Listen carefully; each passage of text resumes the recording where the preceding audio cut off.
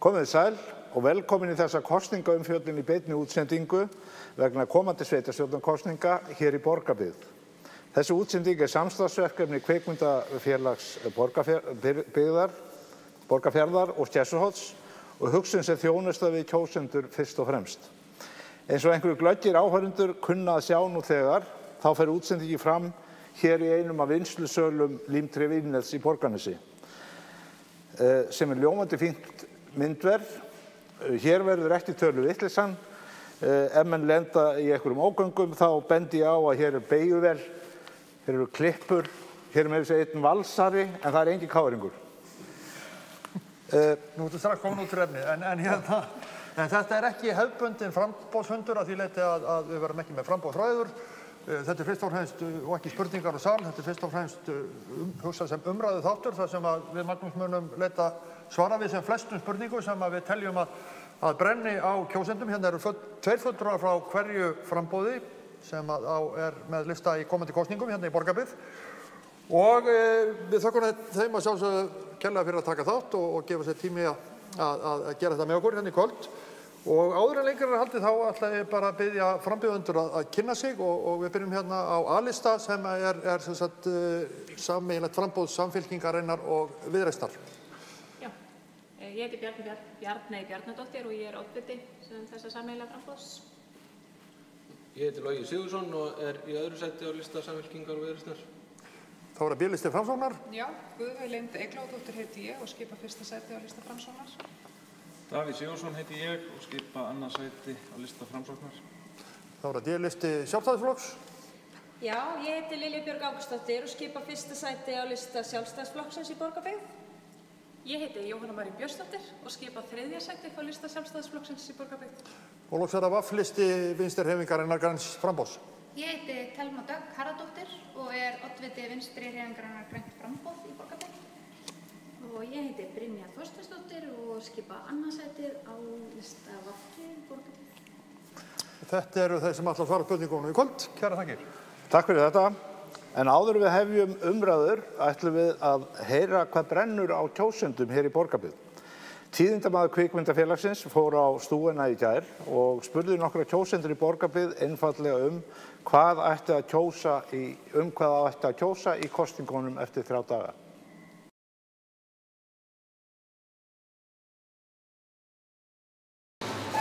Þetta bara mjög fjölbreytt sem það snýst Það skóla og heilsugæslu. Skóla og heilsugæslu? Já. Mér finnst þetta að snúast skipulag og byggingarmál. Fyrst og fremst. Fjölga fólki hérna. Ég myndi segja bara gera eitthvað fyrir bara íbúendur. Bara fá góða lóðir og atvinnulífið verið gott og bara einhverju uppbyggingu, má segja. Menntun og samgöngur. Mér finnst þær snúast mikið skólamálin og uppbygginguna sem búið að tala hérna, sem ég rosalega spennt fyrir og mér finnst við loksins vera horfa fram á við hérna í Borgarbyggð. Þannig að ég ótrúlega spennt og þetta finnst mér vera stóra málið í kosningunum þetta tímabilið. Þetta ekki alltaf upp á það að reyna að finna eitthvað sem allir geta verið sátti við og fólk kýs bara eftir sínu nefi svolítið. Ég veit það ekki, ég hef ekki fylgst nógu vel með þessu. En ætti að snúast íþróttahús og ekki endilega byggja þarna hjá hinu heldur fara eitthvað bara út í bæinn, það með nóg pláss. Og svo heilbrigðismál. Það svona sem ég vildi sjá. Ég náttúrulega í íþróttageiranum, þannig að það sé ekki fyrst og fremst bara íþróttaaðstaða. Hvað ætti að gera fyrir félögin, körfuna, fótboltann og bara alltaf félög sem vantar aðstöðu til þess að æfa betur. Ég held að það sé svona allavega mínu mati, það sem liggur mest á. Snúast skólamál og heilsugæsluna þarf eitthvað að skoða og bara gera lífið almennt skemmtilegt í Borgarbyggð. Skipulag í Borgarnesi. Ósköp einfalt. Bara almennt eins og alltaf betri velferð allra og hérna, já, það ekki? Mér finnst það snúast skólamálin, húsnæðismálin og svo aftur svo heilbrigðismálin sem að vísu kannski kom ekki sveitarstjórninni akkurat við frekar ríkisstjórninni. Það vantar fleiri byggingagreina í borgarins í.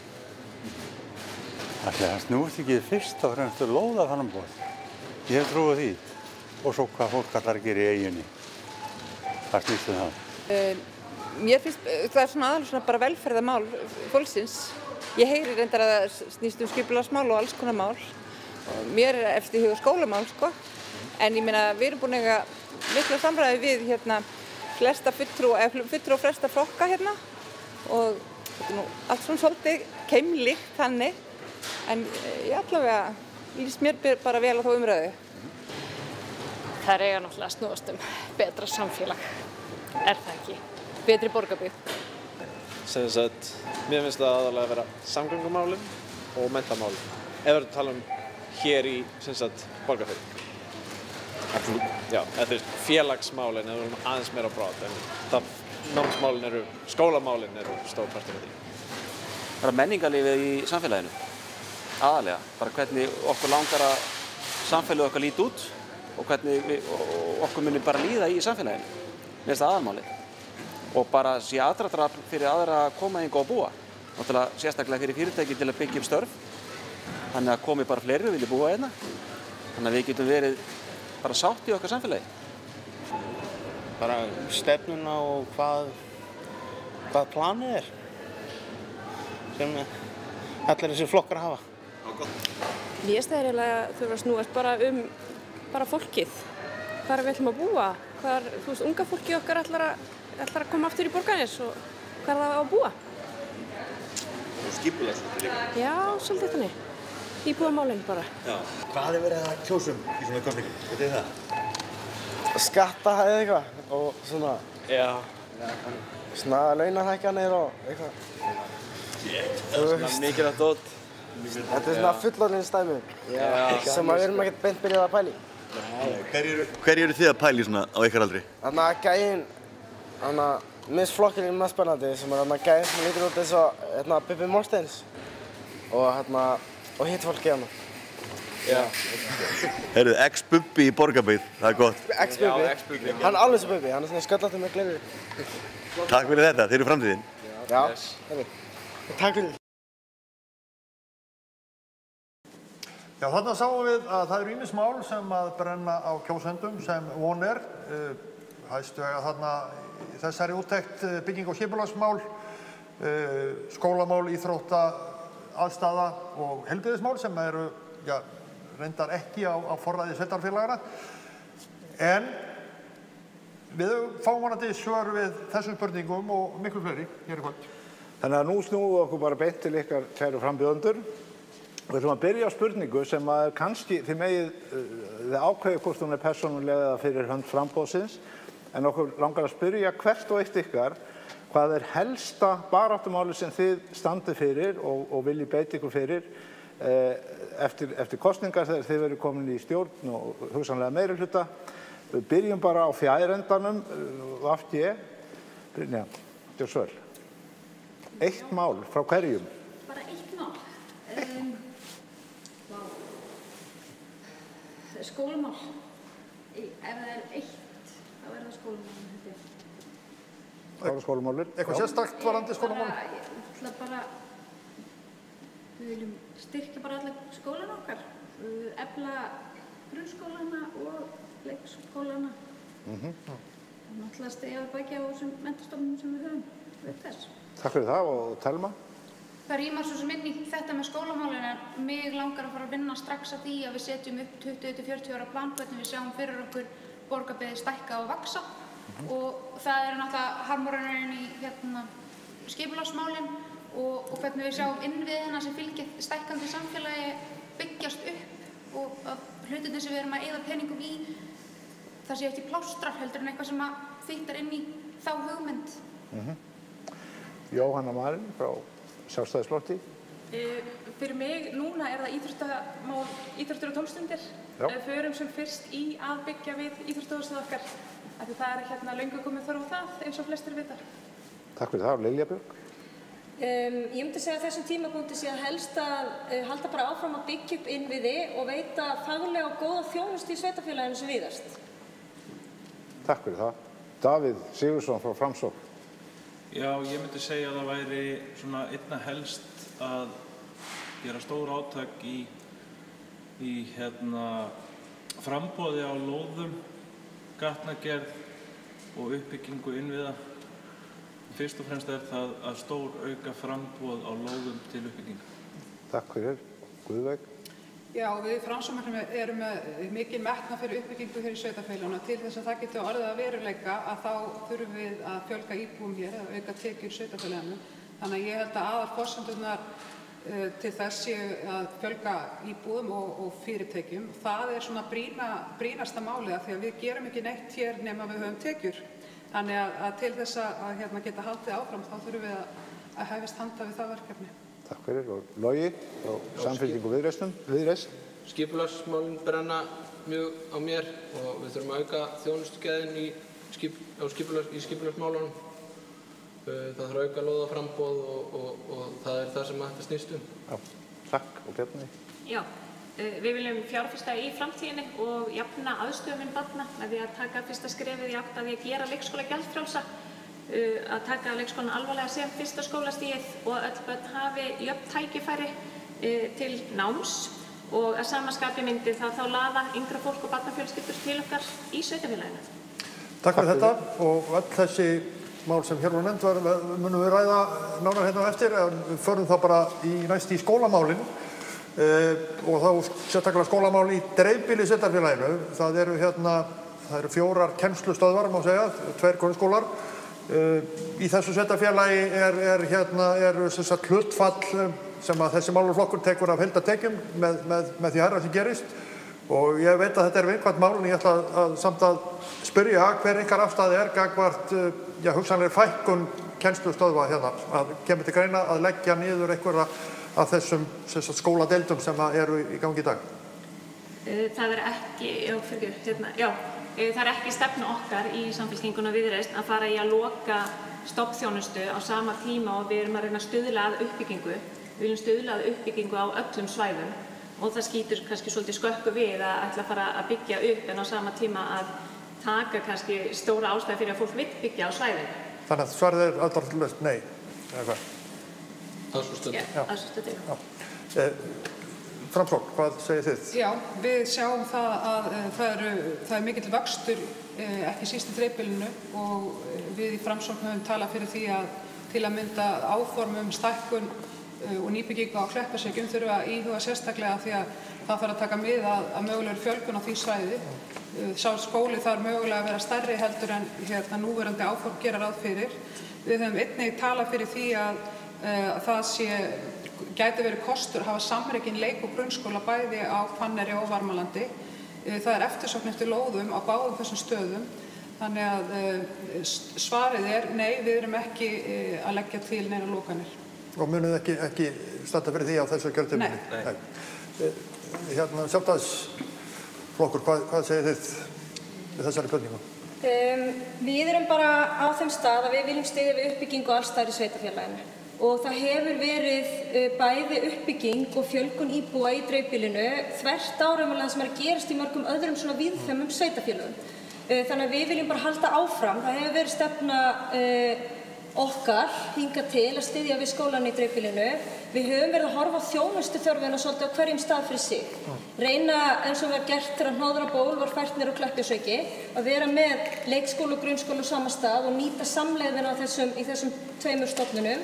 Við höfum líka verið að horfa í tækifæri sem að fylgja raunverulega þessum einingum, samreknu leik- og grunnskólunum, að það er hægt að spara fjárhagslega með því að nýta sömu innviði eins og mötuneyti og kennararými og annað slíkt. Þannig að breytingar eru ekki á döfunni af ykkar hálfu? Nei, breytingar eru ekki á döfunni af okkar hálfu. Takk fyrir það. Vinstri græn, hvernig farið þið? Eru þið fylgjandi því að halda þessu óbreyttu? öllum þessum skóladeildum? Við náttúrulega bara eins og undanfarin ár þá höfum við verið með það okkar stefnuskrá að halda öllum starfsstöðum skólana og það ennþá á stefnuskránu okkar. Kærar þakkir fyrir skýr og grein og góð svör. Takk fyrir þetta, já, og næst það svona skipulagsmálur sem hafa kannski verið svona svolítið heita kartaflan í þessu sveitarfélagi síðustu 4 árin, eða ég mun kannski segja frekar svona 15 árin eða svo. Segja að það hafi verið rætt aðeins þessi? Aðeins borist í tali í það minnsta.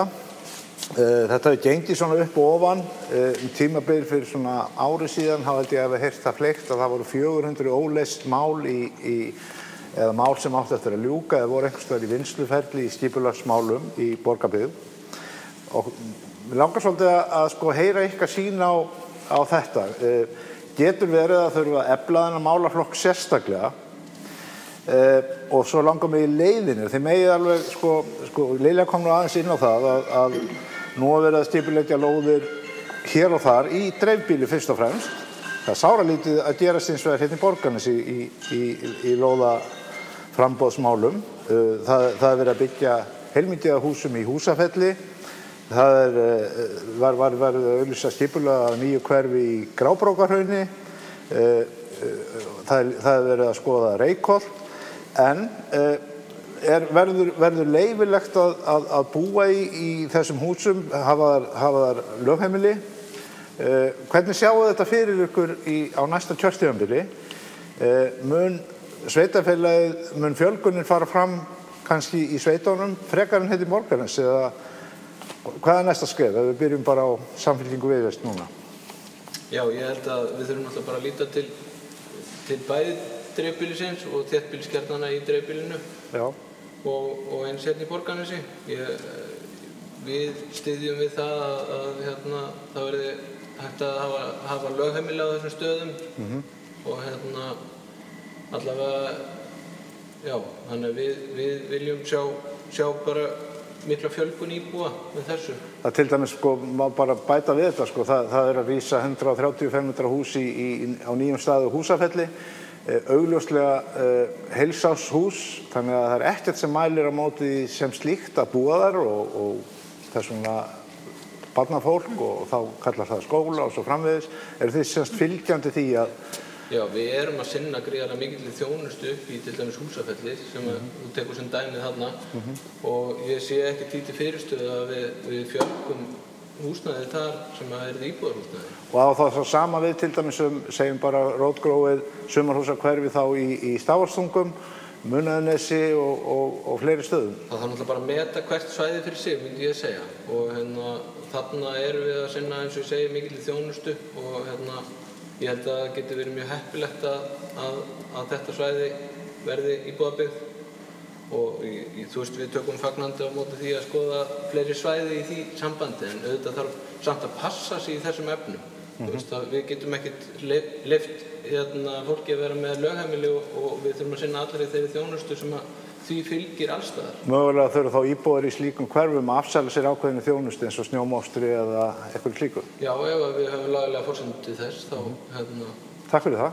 Guðveig, og þú vilt taka þennan bolta? Já, þetta er stór spurning. Í rauninni þá þurfa breytingar eins og þessar alltaf að koma fram í aðalskipulagi sveitarfélagsins og ég held að allavega þau áform sem eru upp í dag að bæði í Húsafelli og Reykholti þau geta alveg stutt við það að það verði lögheimili á þessum svæðum. Ég hef reyndar lengi verið spennt fyrir þeirri hugmynd sem er reyndar ekki komin í lög en það er þessi B-heimilisheimild svokölluð og ég held að það væri gaman að skoða það. Ég er ekki hlynnt því og við Framsókn að við séum að fara að byggja lögheimilis íbúðakjarna út allt sveitarfélag. Við þurfum að fara varlega í þeim efnum og eins held ég að það sé kannski óábyrgt til lengri tíma að óska eftir að fólk afsali sér einhverju þjónustu af því að það er enginn eilífur á neinu stað og við þurfum að stíga varlega til jarðar þegar við ætlum að fara að skipta íbúum sveitarfélagsins upp í hópa hvað þetta varðar. Við þurfum aftur á móti að fara að sjá fram á fjölgun. Á þessu kjörtímabili fjölgaði íbúum í Borgarbyggð 123 meðan íbúum á Akranesi og Hveragerði fjölgaði 500 og í Árborg tæplega 2000. Þannig að við þurfum auðvitað að finna einhverja leiðir til þess að koma til móts við þarfir fólk sem hingað er komið. Nú veit ég svo sem ekki hvernig skipulags, ef það rétt er að það hafi verið 400 mál sem voru að einhverju leyti ólokið en voru í ferli mislangt síðan það hófst, þarf að bæta í á skipulagssviði hjá Borgarbyggð? Alveg klárlega. Það þarf alveg klárlega að það hefur verið gerð skipulagsbreyting eða farið yfir verkferla og sviðið að miklu leyti svona svolítið endur skipulagt en það ekki nóg, það virðist ekki duga til og engan veginn ef við ætlum að fara í einhvern alvöru uppbyggingarfasa í sveitarfélaginu.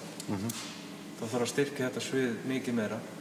Ég mætti kannski fá að bæta líka bara við að skipulagsmálin eru svona á landsvísu, eru erfið hjá fleiri sveitarfélögum.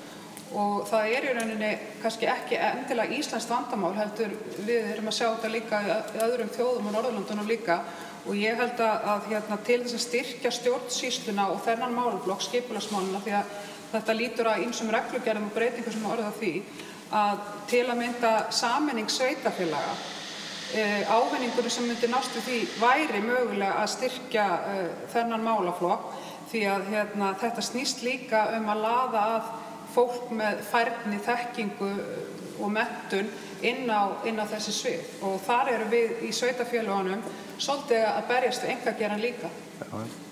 Kemur ekki til greina samstarf sveitarfélaga um skipulagsmál? Jú, mér finnst það bara vel komið til greina. Takk fyrir það og Sjálfstæðisflokkurinn, hvernig viljið þið taka á skipulagsmálunum til þess að kannski fara að ganga eitthvað betur? Kannski bara svona til að minnast á það í upphafi að við upphafi síðasta kjörtímabils þá var staðan aðeins önnur. Þá var nægt framboð á lóðum, bæði atvinnu- og íbúðarhúsalóðum en ekki næg eftirspurn.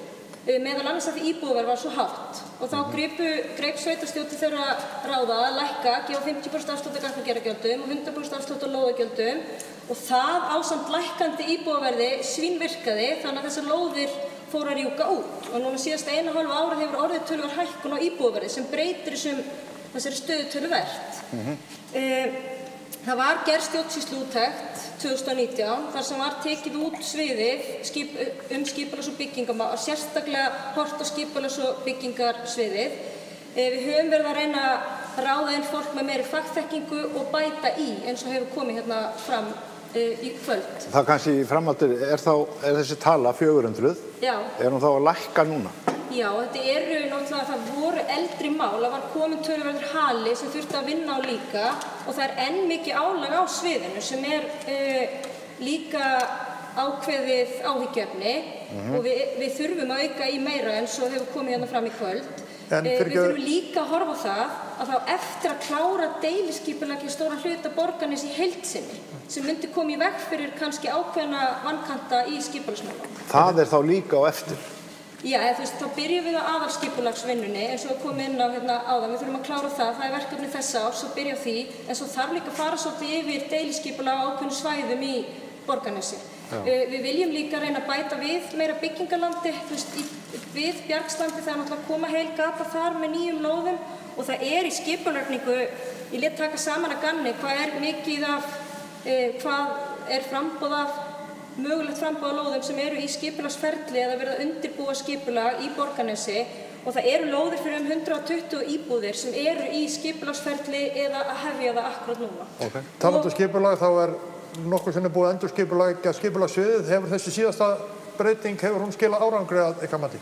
Já, hún hefur gert það að mínu mati. Mér finnst ánægja með bæði svona svörun erinda og það búið að, já, ég finn fyrir því hjá íbúum, ég finnst aukin ánægja. Maður heyrir samt kvartatalsvert yfir því að einmitt að erindum sé ekki svarað og fólk sé jafnvel að snúa sér annað til annarra sveitarfélaga vegna þess. Viltu meina það sé ekki rétt þá? Já, þetta kannski ekki orðið fullkomið ennþá en það verið að vinna í því að reyna að bæta enn frekar ferlar og auka gæðin og við þurfum bara að halda áfram að styrkja sviðið svo sem mál sé í lagi af því að vandamáli nú vantar ekki eftirspurnina, nú þurfum við að auka framboðið á lóðunum og við þurfum að auðvelda framkvæmdaraðilum að komast í gegnum ferli. Takk fyrir það, en aðeins kannski að þessu, ég var að spyrja þessi nýju skipulög, bæði í Gráborgarhrauni, Húsafelli, Reykholti og víðar. Eru þið fylgjandi því að fólk geti haft þar fasta búsetu, lögheimili? Já, við erum fylgjandi því í Sjálfstæðisflokknum. Okkur finnst þessi hugmynd að mörgu leyti góð, að því leyti að hér náttúrulega svo mikil dulin búseta, fjölga fólki næstum helming til dæmis á hverju sumri. Með þessum hætti þá allavega skráir þetta fólk lögheimili sitt hérna. Við fáum útsvar og getum kortlagt þjónustuna og nota þær tölur til þess að til dæmis pressa heilbrigðisyfirvöld meiri þjónustu. En eru þið þá þar að tala sama máli og ríkisvaldu? Af því að þetta náttúrulega væntanlega einhver lagabreyting sem þarf til. Guðvi vísaði til einhvers leiðar eða lögheimilis. B-heimili, já. Ekki til þess að með að skrá, ekki til þess að með að skrá í lögheimili, eða ekki til þess að búa til íbúðabyggð upp í sveit, Það náttúrulega þarf að aðalskipulagsbreyting og það reyndar þannig að þetta ekki, eins og til dæmis ef við tökum Húsafell sem dæmi, þá erum við að láta skoða það núna og erum að byrja að breyta skipulagi þar.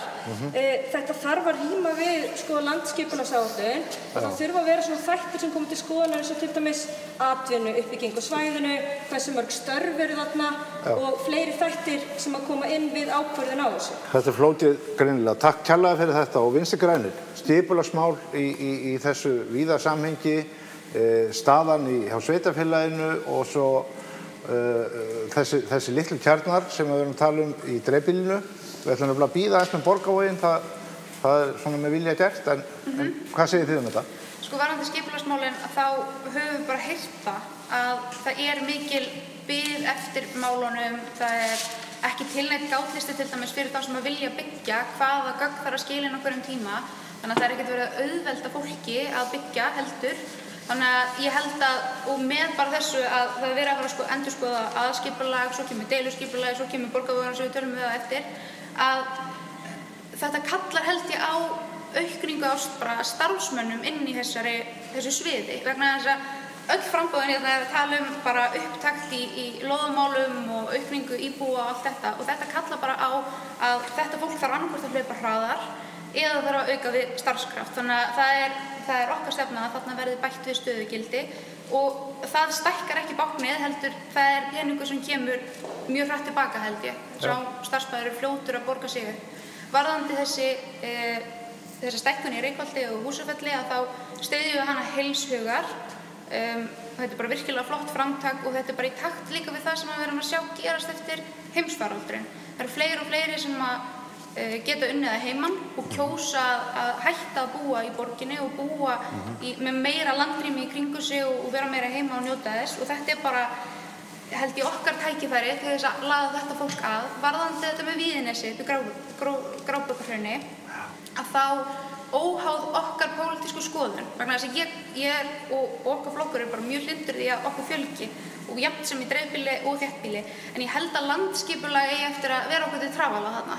Og það eiginlega það svona sem að ég held að það verði bara verkefni okkar í Borgarbyggð að sjá hvernig landsskipulag harmonerar með þessari ákvörðun að leyfa þetta eða ekki, en við höfum líka talað fyrir því og það ekki eitthvað sem gerist á sveitarstjórnarstiginu, heldur við þurfum að tala við ráðherra það að af því að þetta eru staðan, að fólk fara að nota sumarhúsin sín sem langdvalarstað og jafnvel bara sitt annað heimili eða bara sitt heimili, að fólk fái tækifæri til þess að segja okkur allavega að það sé þarna. Það kannski með lögheimili einhvers staðar, en að þetta sé annar búsetukostur eða þeirra aðalbúsetukostur, og svo í kjölfari hægt að fara að skoða það hvort það sé hægt að skipta þá útsvari fólks eftir því hvernig það nota þjónustuna.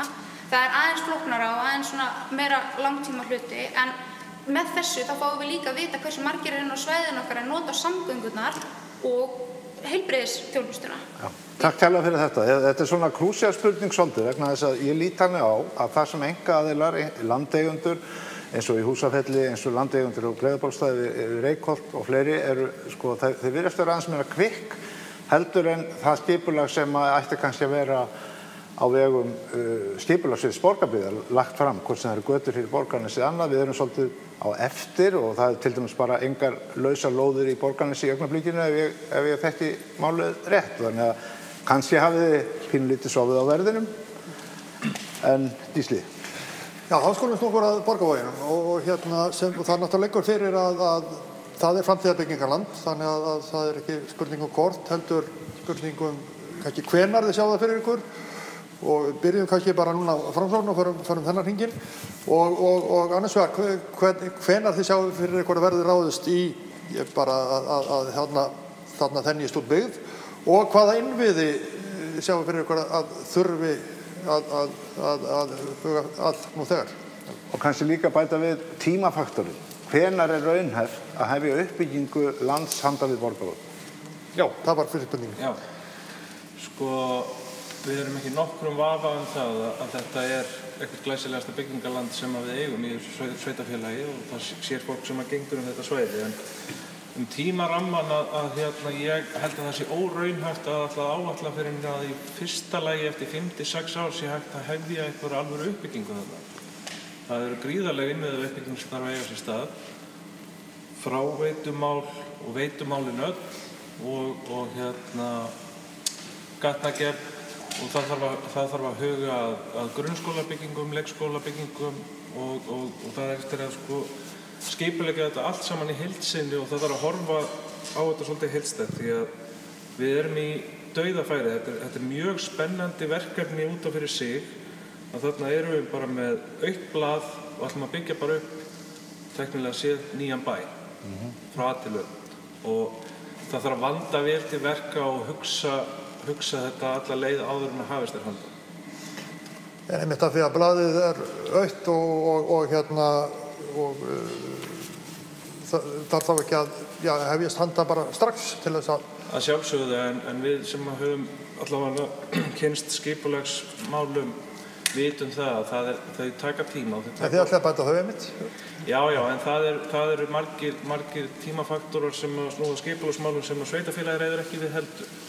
Það bara lögbundin tímafrestur sem Akkurat. Fylgir því. Kærar þakkir fyrir þetta, Samfylkingin virðist. Hvernig sjáu þið þetta fyrir ykkur? Eru þið tilbúin að byrja strax að beina sjónum að Borgarvogi og hvað teljið þið að þurfa að gera? Já, við höfum klárlega að beina sjónum okkar strax að þessu, en ég tek undir með Davíð, ég held að þetta tekur 5-7 ár þangað til að við förum að sjá eitthvað gerast þarna. Og ég held að við eigum að líta til sveitarfélagana líka svolítið í kringum okkur eins og svipaðra sveitarfélaga eins og Selfoss til dæmis og nýta okkur þekkinguna þaðan í þessari gríðarlegu uppbyggingu. Þú veist, þeir eru að glíma við alls konar vaxtarverki í dag sem að við eigum bara að geta sloppið við. Við erum komin lengra með skólpið, ég get sannlega það, sko. Já, við erum komin, en fram að þeim tíma þurfum við náttúrulega bara að huga að þéttingamöguleikum hérna í Borgarnesi og mögulegum kaupum á frekara landi hérna í Bergslandinu. Vinstri græn, þetta eins og kemur fram hjá þeim, þetta vantanlega þá ekki að fara að leysa neitt vanda núna strax, en viljið þið fara að horfa samt strax á þessa framtíðarlausn? Við eigum ekkert að slaka á í þessum efnum og drífa þetta bara í hönnunarsamkeppni. Þetta eitthvað sem eins og þau segja, þetta 5 ára verkefni að geta komið að fyrstu skóflustungunni þarna, en þangað til að þá þurfum við samt að finna lóðir inn í Borgarnesi til þess að skipuleggja og geta boðið út. Og bara svona því að Davíð sagði nýjan bæ í Borgarvogi, þetta verður svona eins og nýr bær, að við verðum samt að passa allt sem við gerum inn í Borgarnesi og skipuleggjum í gamla Borgarnesi og í kring harmoneri við að þetta verði einn og sami bærinn, þannig að þeir innviðir sem að koma í millitíðina þangað til að Borgarvogurinn mættur, að þeir geri það þannig að við erum með almenningssamgöngur sem munu virka allt Borgarnes og að ef við byggjum nýtt íþróttahús, stærra, fótbolta, yfirbyggðan fótboltavelli eða eitthvað svoleiðis, að hann sé þannig staðsettur að hann nýtist báðum svæðum. Við verðum að passa það. Ertu að tala um brú yfir Borgarvoginn? Nei, ekki bílabrú yfir Borgarvoginn í það allra minnsta. En þannig að almenningssamgöngurnar og þannig að samgöngurnar séu bara þægilegar í gegn og að líka þeir innviðir sem að sveitarfélagi ber að bjóða upp á bæði skólar og íþrótta aðstaða og líka bara verslunarkjarnar og miðbær og svoleiðis, að þetta sé eitthvað sem að nýtist báðum aðilum, að aðgengi sé gott fyrir báða aðila, að þetta verði ekki sitt hvor bærinn. Hvað segir þið í Sjálfstæðisflokki? Hver ykkar sýn á nýja byggð handan Borgarvogs? Við erum mjög hlynnt í að það verði farið í gang með hugmyndasamkeppnina sem fyrst, en við viljum bara vanda til verka og taka þann tíma sem þarf í að hanna þetta nýja hverfi handan Borgarvogsins. af því það eins og hefur komið fram náttúrulega allir innviðir undir, við þurfum að huga góðri tengingu og að þetta verði einn bær. Við viljum í millitíðinni, eins og ég kom aðeins inn á áðan, fara í klára skipulagsvinnuna á lóðum fyrir þær íbúðir sem í gangi núna. Við viljum bæta við byggingarlandi í tengslum við Bjargslandi og jafnvel kaupa upp meira land þar og þétta byggð í Borgarnesi til að bregðast við þeim vanda sem uppi akkurat núna. Kærar þakkir. Takk fyrir þetta. Það má kannski segja að þessi tvær eyjar við Ísland sem eru svona oftar á milli tannanna á mönnum þessa dagana heldur en aðrar. Engey og Brákarey. Spurningin við þekkjum hvað gerist fyrir rúm ári síðan þegar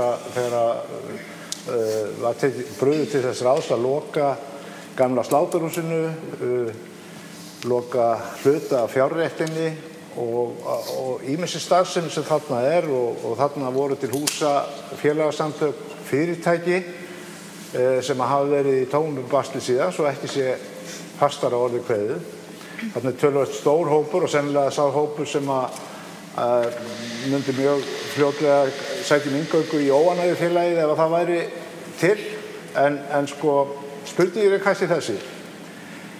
Hægt að leysa Brákareyjamálið varðandi til dæmis endurbætur og viðgerðir á sláturhúsbyggingunni hratt og örugglega þannig að sé hægt að fara að nýta það aftur eða stendur það jafnvel bara ekki til? Og svo hitt í framhaldinu, hvaða sýn hafið þið á skipulag Brákareyjar?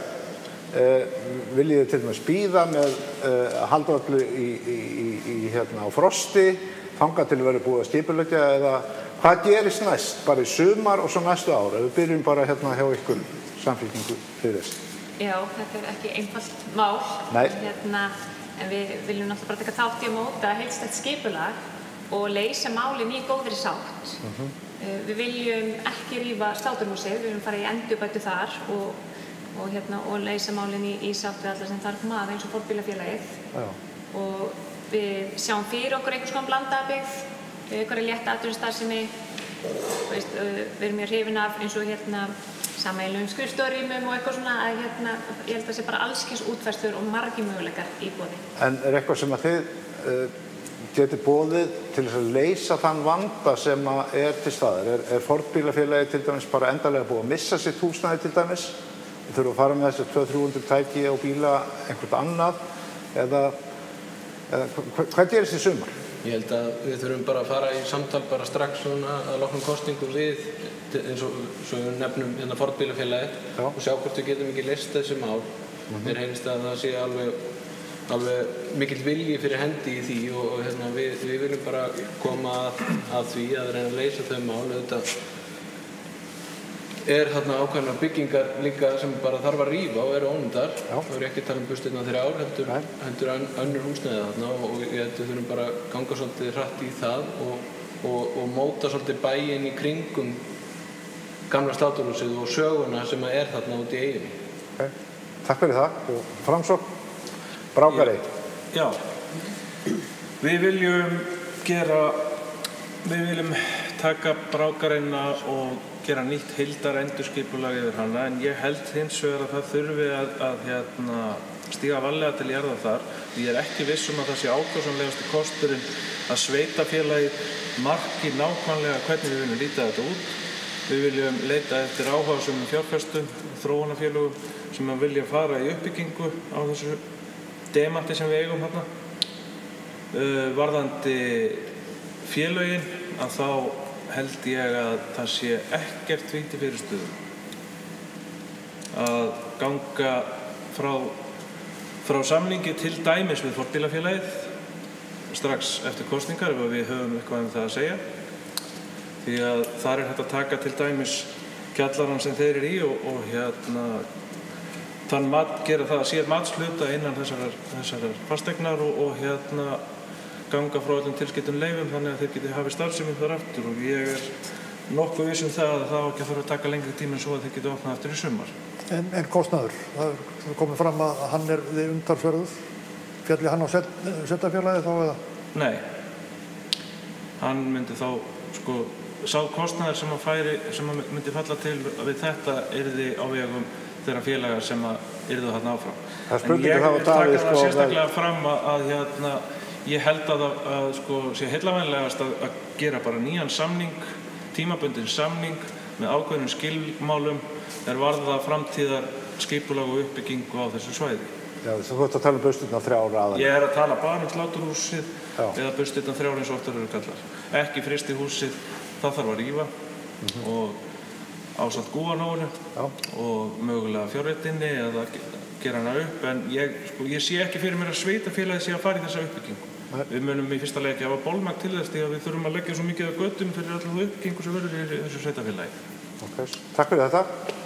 Tökum bara boltan til ykkar Sjálfstæðisflokkur. Við sjáum náttúrulega bara fyrir okkur að fara í uppbyggingu niður í Eyju og við viljum gera það í samstarfi við þá aðila sem eru þar núna og að Burstirnar 3 séu svolítið varðveittar eins og hefur komið fram hérna hjá flest öllum að því það svona pínu sérkenni Eyjunnar. Við viljum að forbílafélagi sem slíkt, svo starfsemi sem að það heldur úti, rímar ágætlega við þær hugmyndir sem við höfum að uppbyggingu í Eyjunni. Þannig að við myndum mikið vilja reyna að komast að samkomulagi við þá að vera þar áfram. Við erum mjög líka hrifin af þessari hugmynd með þróunarfélagið, að fá inn þróunarfélag til uppbyggingar því að það þarf fjármagn til að byggja þetta upp og þannig að þetta svona blanda af því að rífa þau húsnæði sem eru ónýtt og að byggja þá upp önnur húsnæði sem hægt að nýta áfram. Erum við þá að tala Brákari líkt og Borgarvog í tíma? Þið talað að fara í heildarskipulag, það tekur svo langa tíma og flókið og tímafrekt eins og Davíð sagði. Erum við þá að tala eftir 57 ára að það hefjist í rauninni uppbygging á Brákari samkvæmt nýju skipulagi? Nei, ég myndi hugsa að þetta taki styttri tíma. Þetta minna svæði, þetta aðeins afmarkara verkefni og þó að það sé kannski umfangsmikið og verða vanda til verka, þá sé ég samt fyrir mér að tímalínu sé aðeins styttri. Okay, því að það eru líka allir með það inn á stefnuskránu sinna að vilja gangi í þetta verkefni og það hefur náttúrulega verið lengi. Þannig að það ekkert í fyrirstöðu okkar hálfu að eiga samtöl við þessa aðila sem eru niður í Eyju og að við stefnum bara öll í sömu áttina að gera þetta bara að eftirsóttum stað til að dvelja á. Bæði einhvers konar blanda byggð, léttan iðnað, verslun og þjónustu jafnvel og svo náttúrulega bara menningu og svo. Já, takk. Og eftir? Brákari. Varðandi uppbyggingu í Brákari að sláturhúsinu undanskildu að þá viljum við gjarnan sjá þarna verða uppbyggingu hvort sem það fari í gegnum hönnunarsamkeppni eða að því komi fjárfestir að einhverju leyti. Það hefur samt verið svona ítt að mér að innviðirnir í Brákari eins og þeir eru í dag ekki endilega að hjálpa að þarna verði íbúabyggð. Eyjan náttúrulega bara með, það kemst bara einn bíll í aðra áttina í einu yfirinn og svoleiðis, þannig að það eru stórir innviðir og eitthvað með vatni líka sem að þýðir að það þarf að fara í stóra innviða uppbyggingu líka samhliða þessu sem kannski eftir lægi fyrir eitthvað mjög flott og gott. Varðandi sláturhúsið að þá það þannig að það voru náttúrulega líka fleiri í húsinu en forbílafélagið og þetta fólk sem komið í annarkvort tímabundið úrræði eða ekki. Mér skilst að skotveiðifélagið hafi ekkert í hendi og þarna var rosalega mikið fjöregg.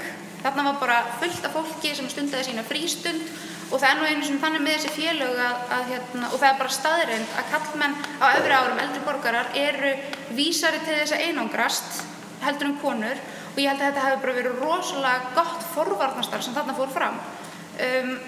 Og þar fyrir utan að þá var bara virkilega litið til þess og forbílafélagið mjög vinsælt líka bara hjá gestum sem komin í Borgarnes. Þetta bara virkilega mikill demantur fyrir ferðaþjónustuna. Þessi félög geta ekkert beðið eftir því að við skipuleggjum Borgarvoginn en við eigum ekkert að flýta okkur heldur á kostnað gæða í Brákari að byggja hana upp. Þess vegna þurfum við að taka einhverja ákvörðun varðandi þessi frístundafélög og hjálpa þeim og mín sýn á það að þarna fullt af fólki sem stundaði sína frístund sem eru bara mjög góðir iðnaðarmenn og hafa hellingsfæri á því að byggja þarna upp sjálfur og leggja bara sína vinnu inn sem því til uppbyggingar. Þess vegna hallast ég að því að vegna þess að það mjög kostnaðarsamt fyrir sveitarfélagið að byggja upp og laga þetta húsnæði. Það bara vegna þess að sveitarfélög fara alltaf í dýrari pakka þegar þau eru að byggja upp. Það þarf að fara eftir öllum verkferlum og svoleiðis að ef það væri hægt að koma þessu húsnæði með einhverjum hætti annarkvort í leigu eða til eigu þessara einstaklinga og þeir fengi að byggja það upp og þá að sveitarfélagi leggja sitt af mörkum þannig að það sé ekki allt of mikill kostnaður en samt minni kostnaður eins heldur en ef að sveitarfélagi ætti að gera það sjálft. Þá er hægt að leysa þetta bara mjög hratt. Þú nefnir hönnunarsamkeppni, slík samkeppni fór fram fyrir cirka 15 árum síðan. Er það ekki eitthvað sem hægt að nýta frekar en að nýja skýrslu, nýja nefnd og nýja samkeppni? Eflaust, en það er samt bara margt sem hefur breyst á 15 árum líka varðandi skipulagsmál. Það eru alls konar svona græn úrræði sem kannski þarf að líta til. Þannig að kannski er þetta endurnýja hana og hugsa hana með lausnum sem þurfa að vera í nútíma uppbyggingu. Ok, nú er ég félagsmaður í Forbílafélagi Borgarfjarðar. Hvað viljið þið segja mínum félögum það? Hvað gerist í þeirra hluta af aðstöðinni í vor eða sumar? Gerist eitthvað eða eiga þeir að fara að líta í eitthvað allt aðra átt með sín dýru og flottu tæki? Bara svona stutt. Já, ef ég má bara byrja þá er náttúrulega kannski sérstakt fyrir félaga í Forbílafélaginu að heyra það núna rétt fyrir kosningar að þau þurfa að taka samtal og gera einhverja ráðstafanir strax eftir kosningar af því að þetta er náttúrulega búið að liggja fyrir í marga mánuði. 15 mánuði. Já, og eins og við höfum talað þá sjáum við fram á að það sé hægt að einangra það svæði sem þeir eru á með einföldum hætti og koma þeirri starfsemi bara áfram. Þeir verður örugglega ánægðir með að heyra þetta. Viljið þið eitthvað í sambandi við, gerist eitthvað í sumar? Já, ég Þetta stærsta félagið? Vil bara taka undir orð Guðveigar í þessu. Við bara viljum einsetja okkur í það að þetta verði leyst. Við erum að koma þó ég hafi verið varamaður í sveitarstjórn, þá erum við að koma svolítið ný inn og við munum bara leggja okkar að mörkum í þessu máli. Takk Lilja, þú kannski þekkir þetta best sem forseti sveitarstjórnar. Heldur að gerist eitthvað í vor eða sumar fyrir þetta félag sérstaklega, þetta stærsta félagið? Ég veit að golf, það fer að púkta annars staðar. Já, kannski svona aðeins að bregðast við því. Það er náttúrulega búið að eiga samtöl við flest þessi félagasamtök og raftarnir eru komin með aðra aðstöðu, golfararnir eru komin með aðra aðstöðu og svo vorum við líka að greiða svona flutningsstyrki til þessara félagasamtaka svo þau gætu farið með sína lausafjármuni sem hafa komið upp annað, þau sem hafa þurft að yfirgefa húsnæði. Koma til móts við þá. Já, koma til móts við þá. Ég bind miklar vonir við það að við getum fundið einhverja lausn á þessu með Forbílafélaginu. Það hafa verið samningaviðræður í gangi og ég hef setið einhverja fundi með þeim. Og við munum bara gera sem við getum til þess að leyfa þeim að vera í húsnæðinu þangað til að það er búið að leysa þær. En bara eins og við vitum að þá er staðan þannig í dag að þessu var lokað með almannahagsmuna leiðarljósi. Og það var mikið áfall fyrir okkur öll. Mér langar bara að ítreka það. Það var engin sveitarstjórn fær þetta líka yfir sig eins og þessi félagasamtök. Og þetta fór náttúrulega í gegnum Brunavarnaeftirlit, HMS og meira sér ráðuneytið. Og við bara, vonandi getum við unnið og við höfum sagt það allan tíman frá fyrstu stundu að við vorum tilbúin að reyna að finna lausn með Forbílafélaginu á þessu. En þetta snýst svolítið peninga eins og hefur komið. Takk. Viljið þið bæta ykkur við? Já. Ef þið komið sér hreinu meirihluta eftir helgi, hvernig ætlið að leysa þetta? Þar sem er vilji, þar er vegur og það er alveg hægt að leysa þetta mál. Takk fyrir það. Mér langar samt að fá að bæta einu við af því að við áttum samtal við íbúa í sveitarfélaginu sem eru svona 20-25 ára og það er svo hópur sem við þurfum kannski að hlusta svolítið á af því að þetta eru komandi kynslóðir og mér fannst gaman að heyra hjá þeim og það var svona samhljómur að þau líta öll út í Brákarey sem búsetukost og það komu margar skemmtilegar hugmyndir fram hjá þessum hópi og einu var til dæmis hvort að það var þetta búa til einhver svona vistvæna byggð út í Brákarey og annað, meiri list í umhverfinu og annað. Þannig að mér fannst þetta bara, ég vildi nefna að mér finnst þetta skemmtilega hugmyndir sem að ungt fólk hér sér fyrir sér til framtíðar. Það er BN2, það er Brákarey og Borgarvogur, en aðeins meira skipulagsmál þó það sé ekki alltaf skemmtilegasta umræðefnið en það er mikilvægt og það er eitthvað sem hefur komið upp eftir kosningar það er framtíð þjóðvegarins og lega hans í gegnum byggðina þannig að við byrjum bara á ykkur sjáu þið fyrir ykkur og ég er náttúrulega okkar maður í skipulagsmálum ég er bara sett alltaf Viljið þið hafa þjóðveginn það sem hann er eða færa hann út í Borgarfjörðinn? Og ég get eiginlega bara ekki svaraði alveg hreint út. Það allavega heiðarlegt. Já, ég verð bara að vera heiðarlegur með það. Þetta svona svaraði Jón Gnarr og hann var, ég bara minna að hann var vinsælasti borgarstjóri sem hefur verið. Það gott, það getur kannski einhvern tímann orðið borgarstjóri. Já, en það var líka bara, við lögðum upp með það, reyni ekki að bulla okkur út úr hlutum, sko. Takk fyrir það. Þetta, sko, náttúrulega þarf að gerast náttúrulega í samtali við Vegagerðina. Það er, sko, eins og þetta hefur verið núna, þá er þetta gert ráð fyrir í aðalskipulagi þetta fari út fyrir. Og út af því hefur Vegagerðin getað fríað sig ábyrgð frá því að bæta öryggismál hérna í gegn. Og við þurfum að horfa svolítið á þetta út frá því hvort að, og það þarf þá bara að koma alveg skýrt fram að við ætlum að fara í að færa veginn og þá þurfum við að fara að sjá eitthvað gerast í því ef það þá að gerast. Það þá sveitarstjórnin tala skýrar.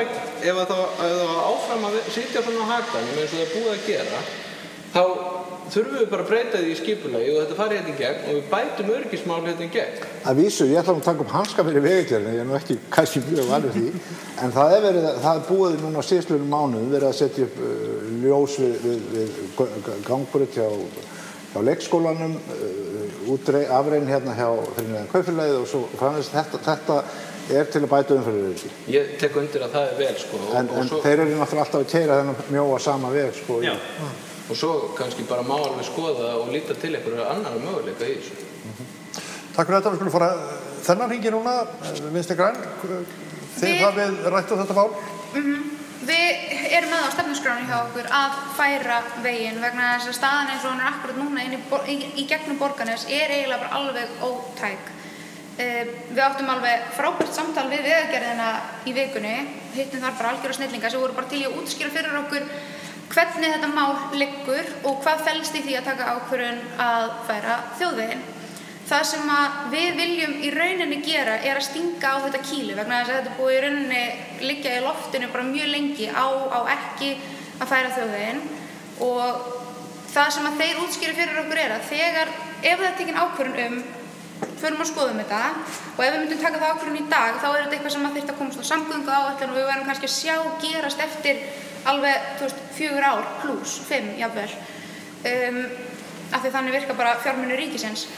Þeir segja okkur það að þegar það verður tekin ákvörðun að skoða þetta, ef við segjum já við viljum skoða kostina, þá eru 3 valkostir fyrir utan Borgarnes sem þeir eru með á pappír hjá sér sem þeir myndu vilja umhverfismeta.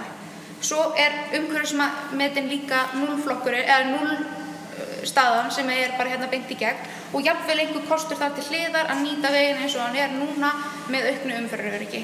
Sem sagt, fullt af möguleikum, það þarf bara að taka ákvörðun. Þið viljum vera að skoða þessi möguleika og taka ákvörðun? Við viljum stinga á þetta kýli, skoða valmöguleikana og tala við íbúa það möguleika.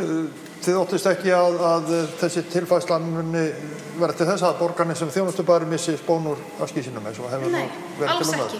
Alls ekki. Möguleikarnir sem eru fyrir hendi þýða það að í rauninni þar sem að bónus og sú leið í rauninni fram á Ólís myndi halda sér og þar sjáum við fyrir okkur bara skemmtilega uppbyggingu miðbæjar fyrir Borgarnes. Sjálfstæðisflokkur, hver er ykkar afstaða þessa máls? Heyrðu, það er bara svo að sé sagt kannski svona í upphafi, það er starfshópur af störfum við að vinna með Vegagerðinni að skoða mögulega legu þjóðvegarins og ég sitt í honum og þetta er inn á samgönguáætlun, þannig að það er verið að vinna að þessu og við teljum í Sjálfstæðisflokknum að það þurfi að klára þessa valkostagreiningu sem er verið að vinna hjá Vegagerðinni og taka ákvörðun bara út frá faglegum og umhverfislegum þáttum og ekki síður líka bara mögulegum samfélagslegum áhrifum á atvinnulífi þar sem við erum í dag. Við viljum endilega halda í náttúruna í víkinni ef það er hægt vegna þess að það er orðið ansi lítið af ósnortinni fjöru í kringum Borgarnes og mikið komið áfyllingar þannig að við myndum vilja frekar horfa á kosti þar sem að vegurinn er sjórinn fyrir undir veginn heldur en að vera að tala að stúka hann af og við viljum líka samhliða þessu fara í endurskipulagningu á nýjum miðbæ þegar þú ekur inn í Borgarnes yfir Borgarfjarðarbrúna og við viljum líka láta laga aðkomuna inn í Borgarnes bæði þegar þú ekur inn í sveitarfélagið sjálft og inn í Borgarnes bara gera þetta meira aðlaðandi og þannig að fólk svona upplifa sér velkomið þegar það ekur inn í bæinn. Þannig að já, við erum hlynnt í að vegurinn verði færður en okkur er ekki sama hvernig það verður gert. Takk fyrir þetta. Framsóknarflokkur, hver er ykkar afstaða? Já, okkar afstaða er svolítið keimlík því sem hefur komið hérna fram. Það er fyrst og fremst að þarf að eiga sér stað þessi valkostagreining og það þarf að taka ákvörðunina. Og tækifærin eru mýmörg sem að opnast. Það, sko, ef einar dyr lokast þá opnast aðrar og tækifærin eru gríðarlega eins og Lilja kom inn á með endurskipulagningu miðbæjarins, mögulega meiri uppbyggingu á Grænastað og Borgar og Sandvíkursvæðinu og tilfærslu þjóðvegarins, Snæfellsnesvegar, samhliða austur fyrir Borg á Mýrum og þar með erum við komið með innanbæjarveg upp Engiásinn sem tengir Borgarvoginn, nýja byggð í Borgarvog við gamla bæinn. Takk fyrir þetta. Það er bara nokkuð mikið samstaða og halleluja með þetta mál, þannig að það er ljómandi gott. En nú ætlum við að gefa frambjóðendum litla pásu og snúa okkur aftur að kjósendum, en það er þannig hvort sem það eru skipulagsmál, atvinnumál, skólamál eða hvað sem er, þá snýst þetta náttúrulega allt í grunnum að gera sveitarfélagið okkar betra.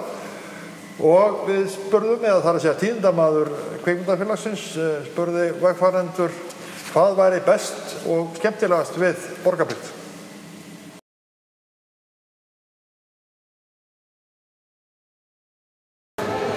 Það er bara, það er gott að búa þarna, það er fallegt hér, góðar samgöngur í allar áttir.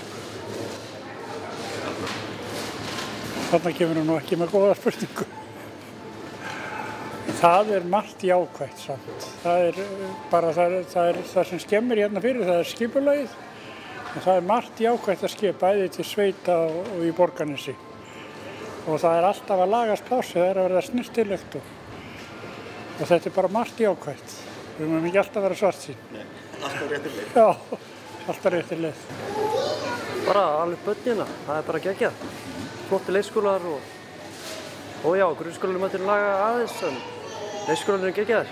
Fjölskylduvænt. Já, má segja það. Ég er svo nýflutt þannig að ég er ekki alveg komið með þessa skoðun á hreint. En þú komst allavega, nei? Ég kom allavega. Já. Búin að búa í ár. Og líði vel. Velkomin. Já. Það sem að mér finnst jákvætt við að búa í Borgarbyggð er að hér býr gott fólk. Hér finnst mér stutt í alla þjónustu eins og að fara til Reykjavíkur, en maður fær svona smáborgarafílingin. Hér þekkja allir alla, hér eru góðir skólar og hér er bara gott að búa. Mikið frelsi fyrir börnin. Sammála? Já. Með það ekki? Jú. Takk fyrir það kærlega. Hvað ég að segja? Ég segi bara samfélagið. Þetta er svona lítið og gott aðhaldi kringum hann svolítið. Staðsetningin. Það var góð staðsetning fyrir mig allavega. Stutt í vinnuna, Grautartanga og svo í sveitina. Bara samfélagið heild sko. Það kom út í búðið mitt og það er þú á vélinni að spjallaði fólkið og bara þú veist. Þetta er bara svona samfélag sem maður býr í. Bara svona allir þekki alla og taka á snutunum konan annan. Alveg barnið fyrir mann nánast. Nákvæmlega, þetta er svona cheer-stemming. Já, ég er svona svolítið það sko. Geggjað. Bara minnst að gegja sko. Dásamlegt fólk og yndisleg náttúra. Stutt og laggott. Stutt og átak verðlegs. Takk kærlega. Þetta er bara fallegur bær. Númer 1, 2 og 3. Sko, ég er til að nýja hluturinga, en þetta er bara, já, svona sveita samfélag sem að er hérna samheldni og kraftur. Kraftur í samfélagi, gott fólk. Það er bara mannauðurinn og mannlífið og það er svo yndislegt að búa í Borgarbyggð. Annars verð ég löngu flutt.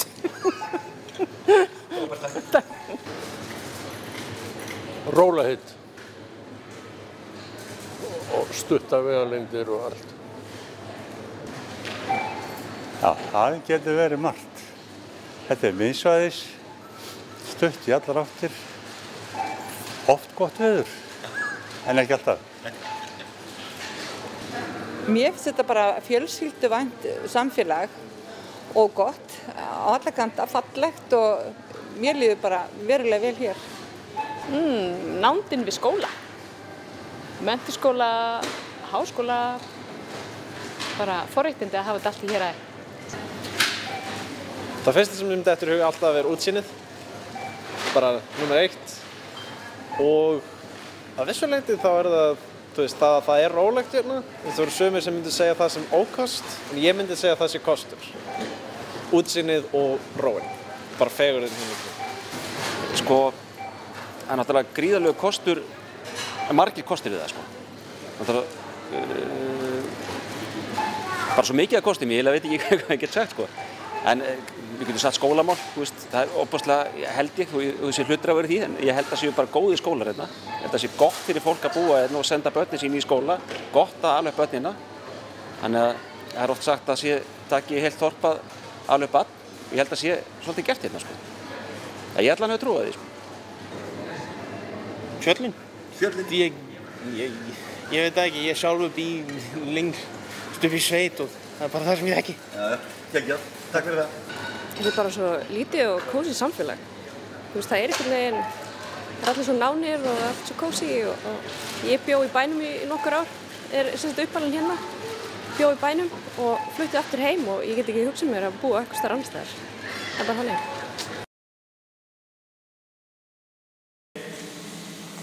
Jæja, þá erum við búin að heyra aftur hljóðið í íbúunum niður í Nettó í gær.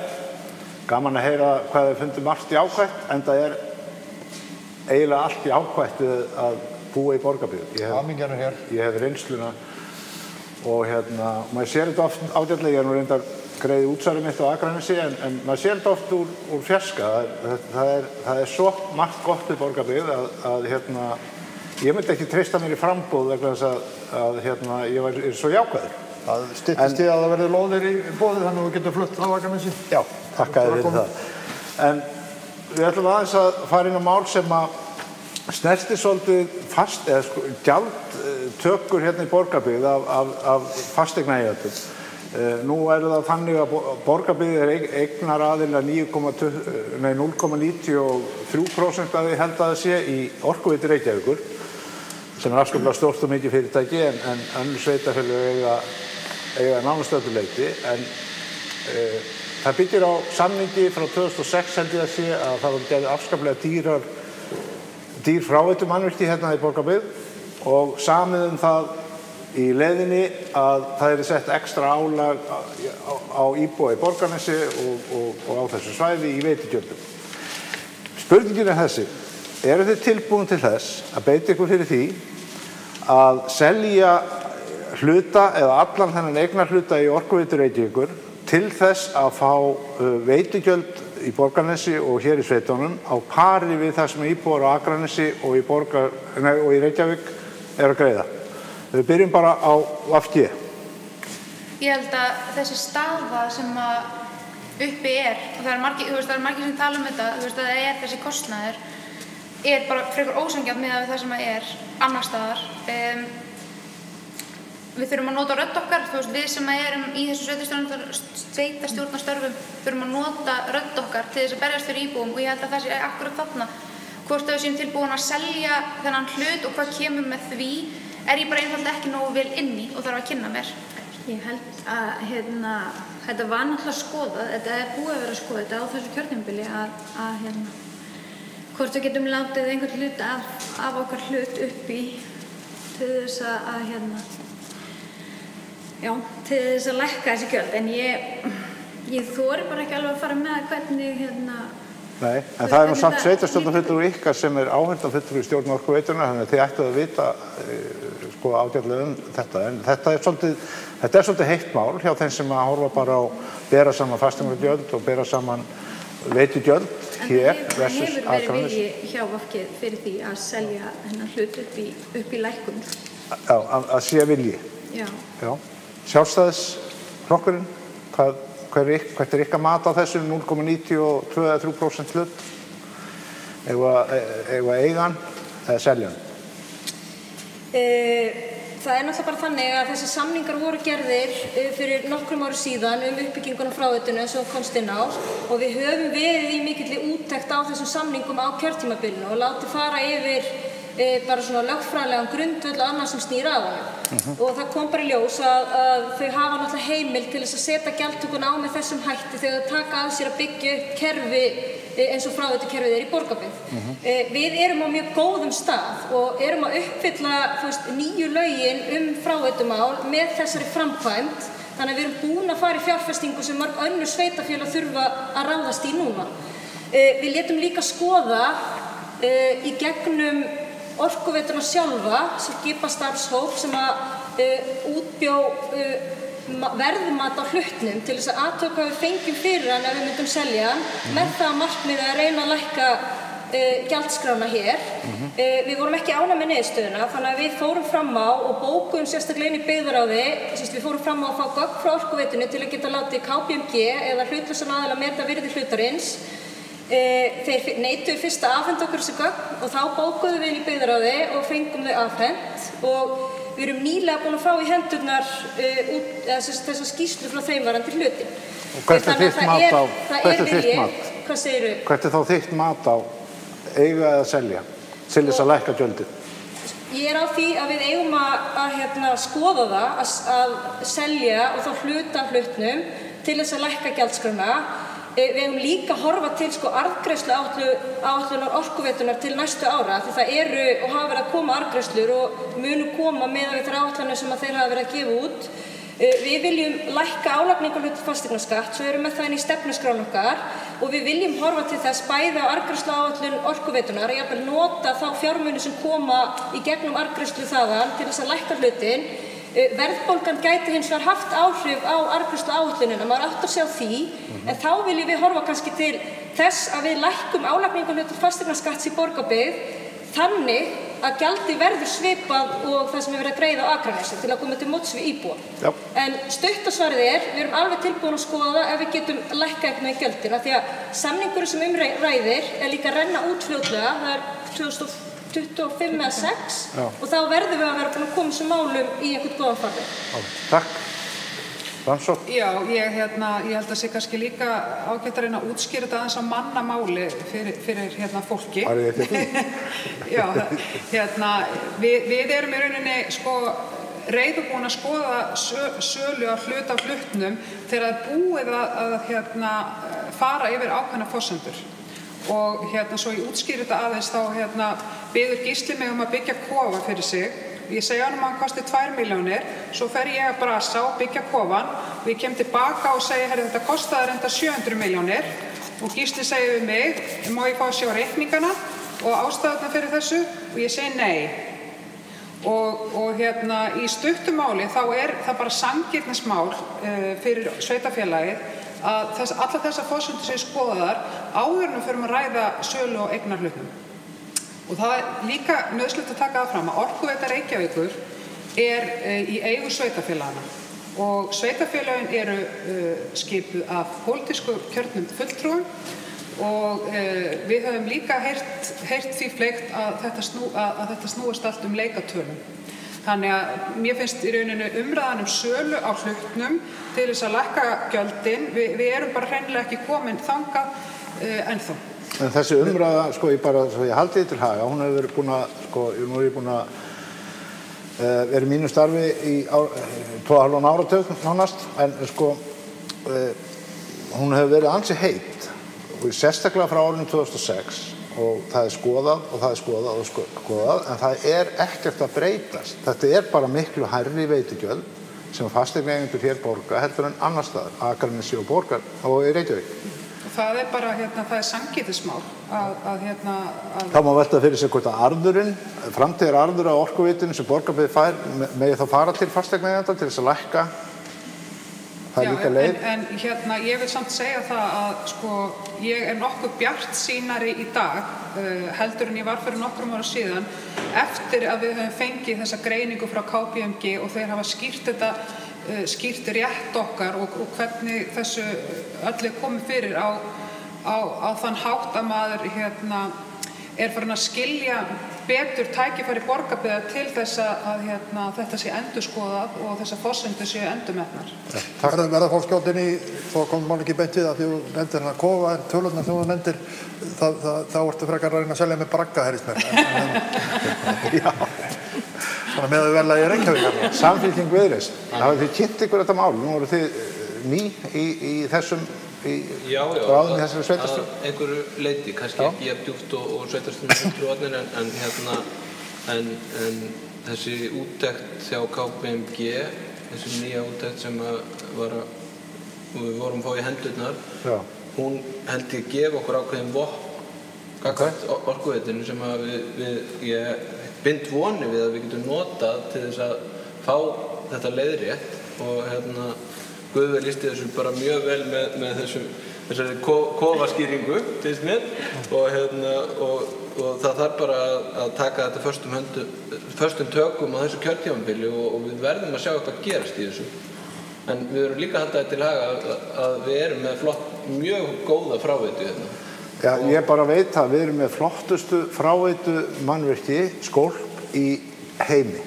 Já, og við mögum vera stolt af því. Þetta er svo flott að þetta voru ákveðin svona mistök með svá og verðunum og þetta voru bara gerst og ég ætla ekki að vera að segja, ég reiknaði út árið 2006 hvað meðal hæði í Reykholti kostar ókomin ár, en ég ætla bara ekkert að fara nánar út í það. Það ekki nóg að sjá Selfosskúkinn í aftur í fréttum og hverju kvöldi núna. En þá snúum okkur að íþróttamannvirkjunum því að það kom nú fram hérna og búið að koma fram hjá ykkur reyndar nú þegar upphafi að það eitt af stórmálunum og það fyrirheitu það að gera miklar úrbætur í þeim málum á næstu misserum og vinnuhópur sem hefur starfað síðustu misseri. Ef ég hef skilið rétt þá komst hann að þeirri niðurstöðu að rétt væri að samhliða hönnun á nýju íþróttahúsi að byrja á því að leggja gervigras á núverandi knattspyrnuvöll vegna þess að það er engin vetraraðstaða fyrir knattspyrnuiðkun hér og íþróttahúsið er sprungið og svo framvegis.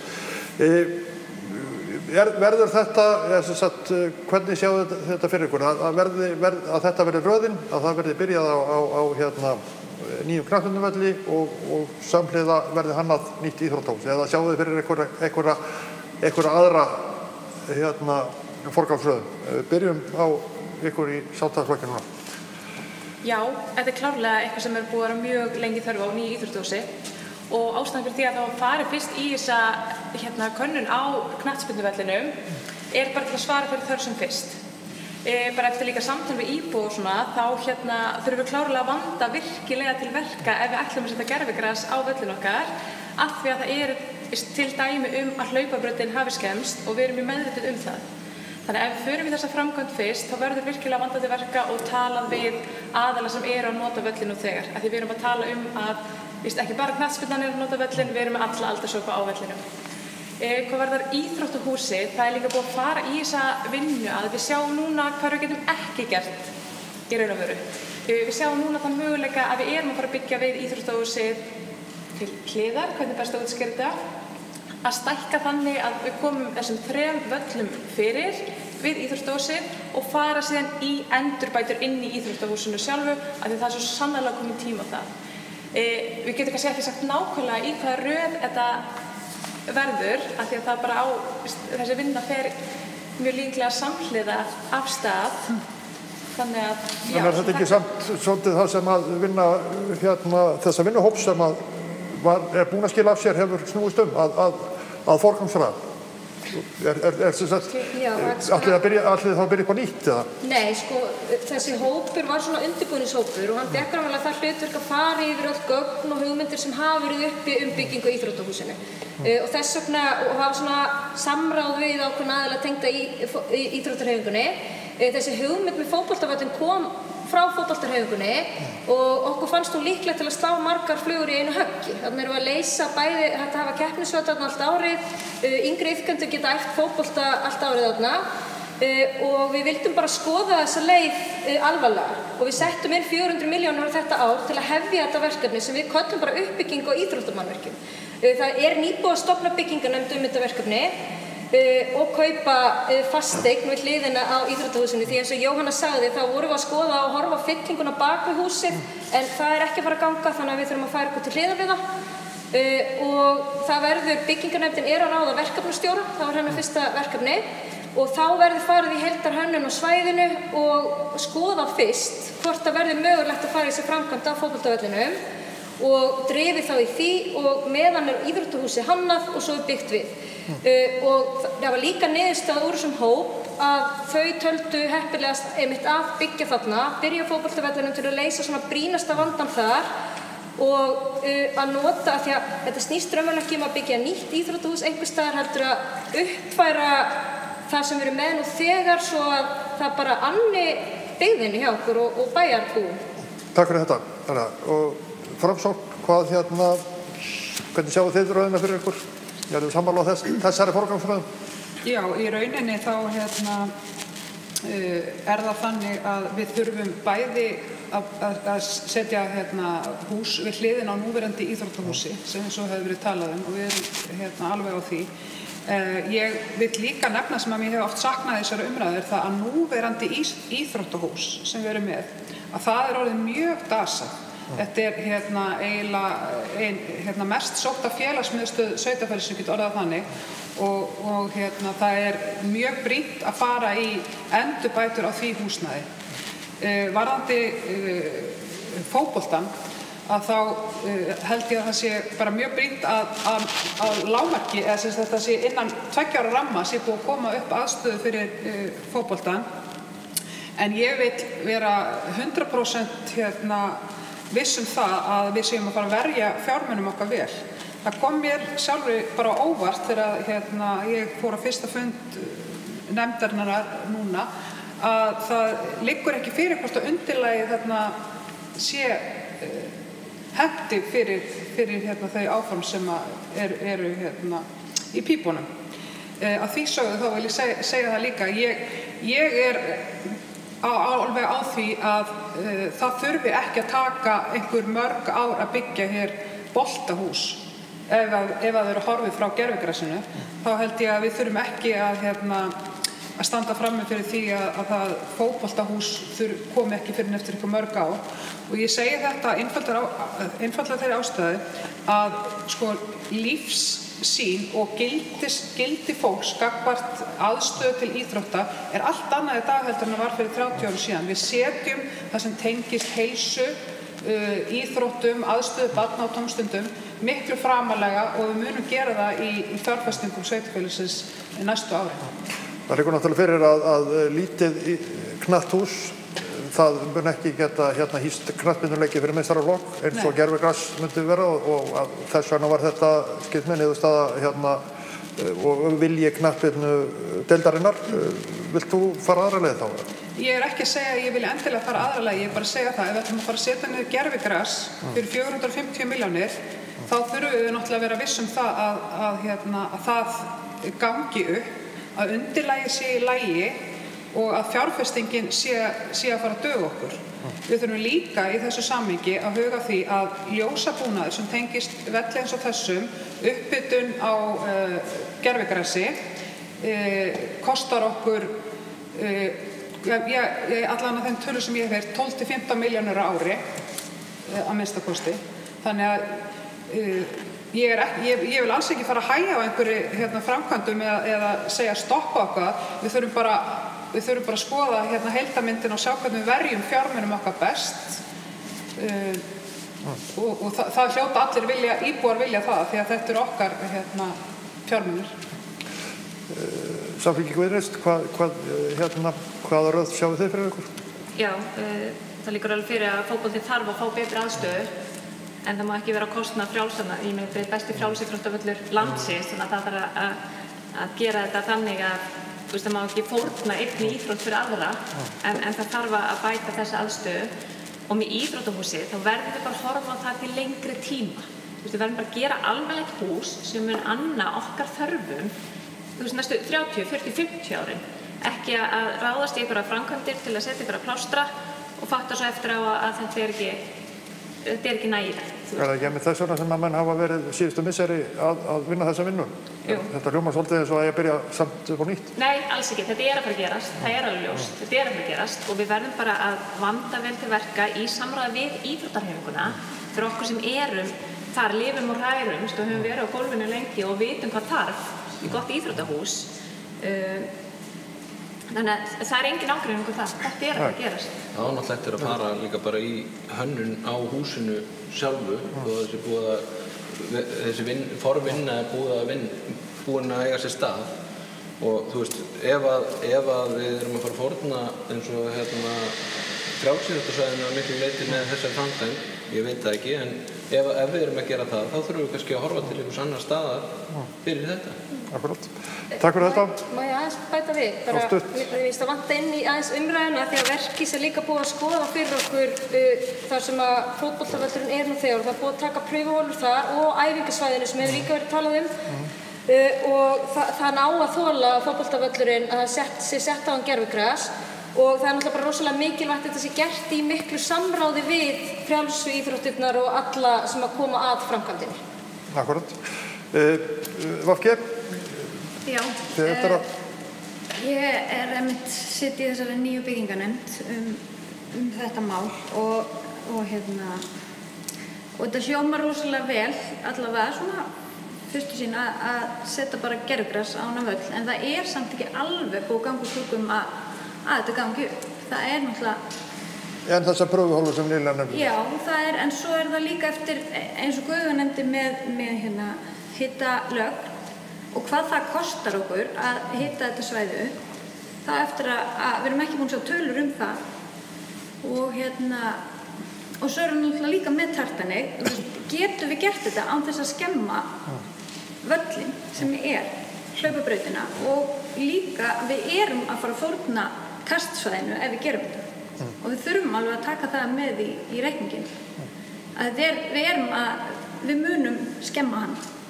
Það alveg staðið. Já, en þetta verður sett í forgang að fá úr þessu skorið hvaða leiðir eru færar eða hvað?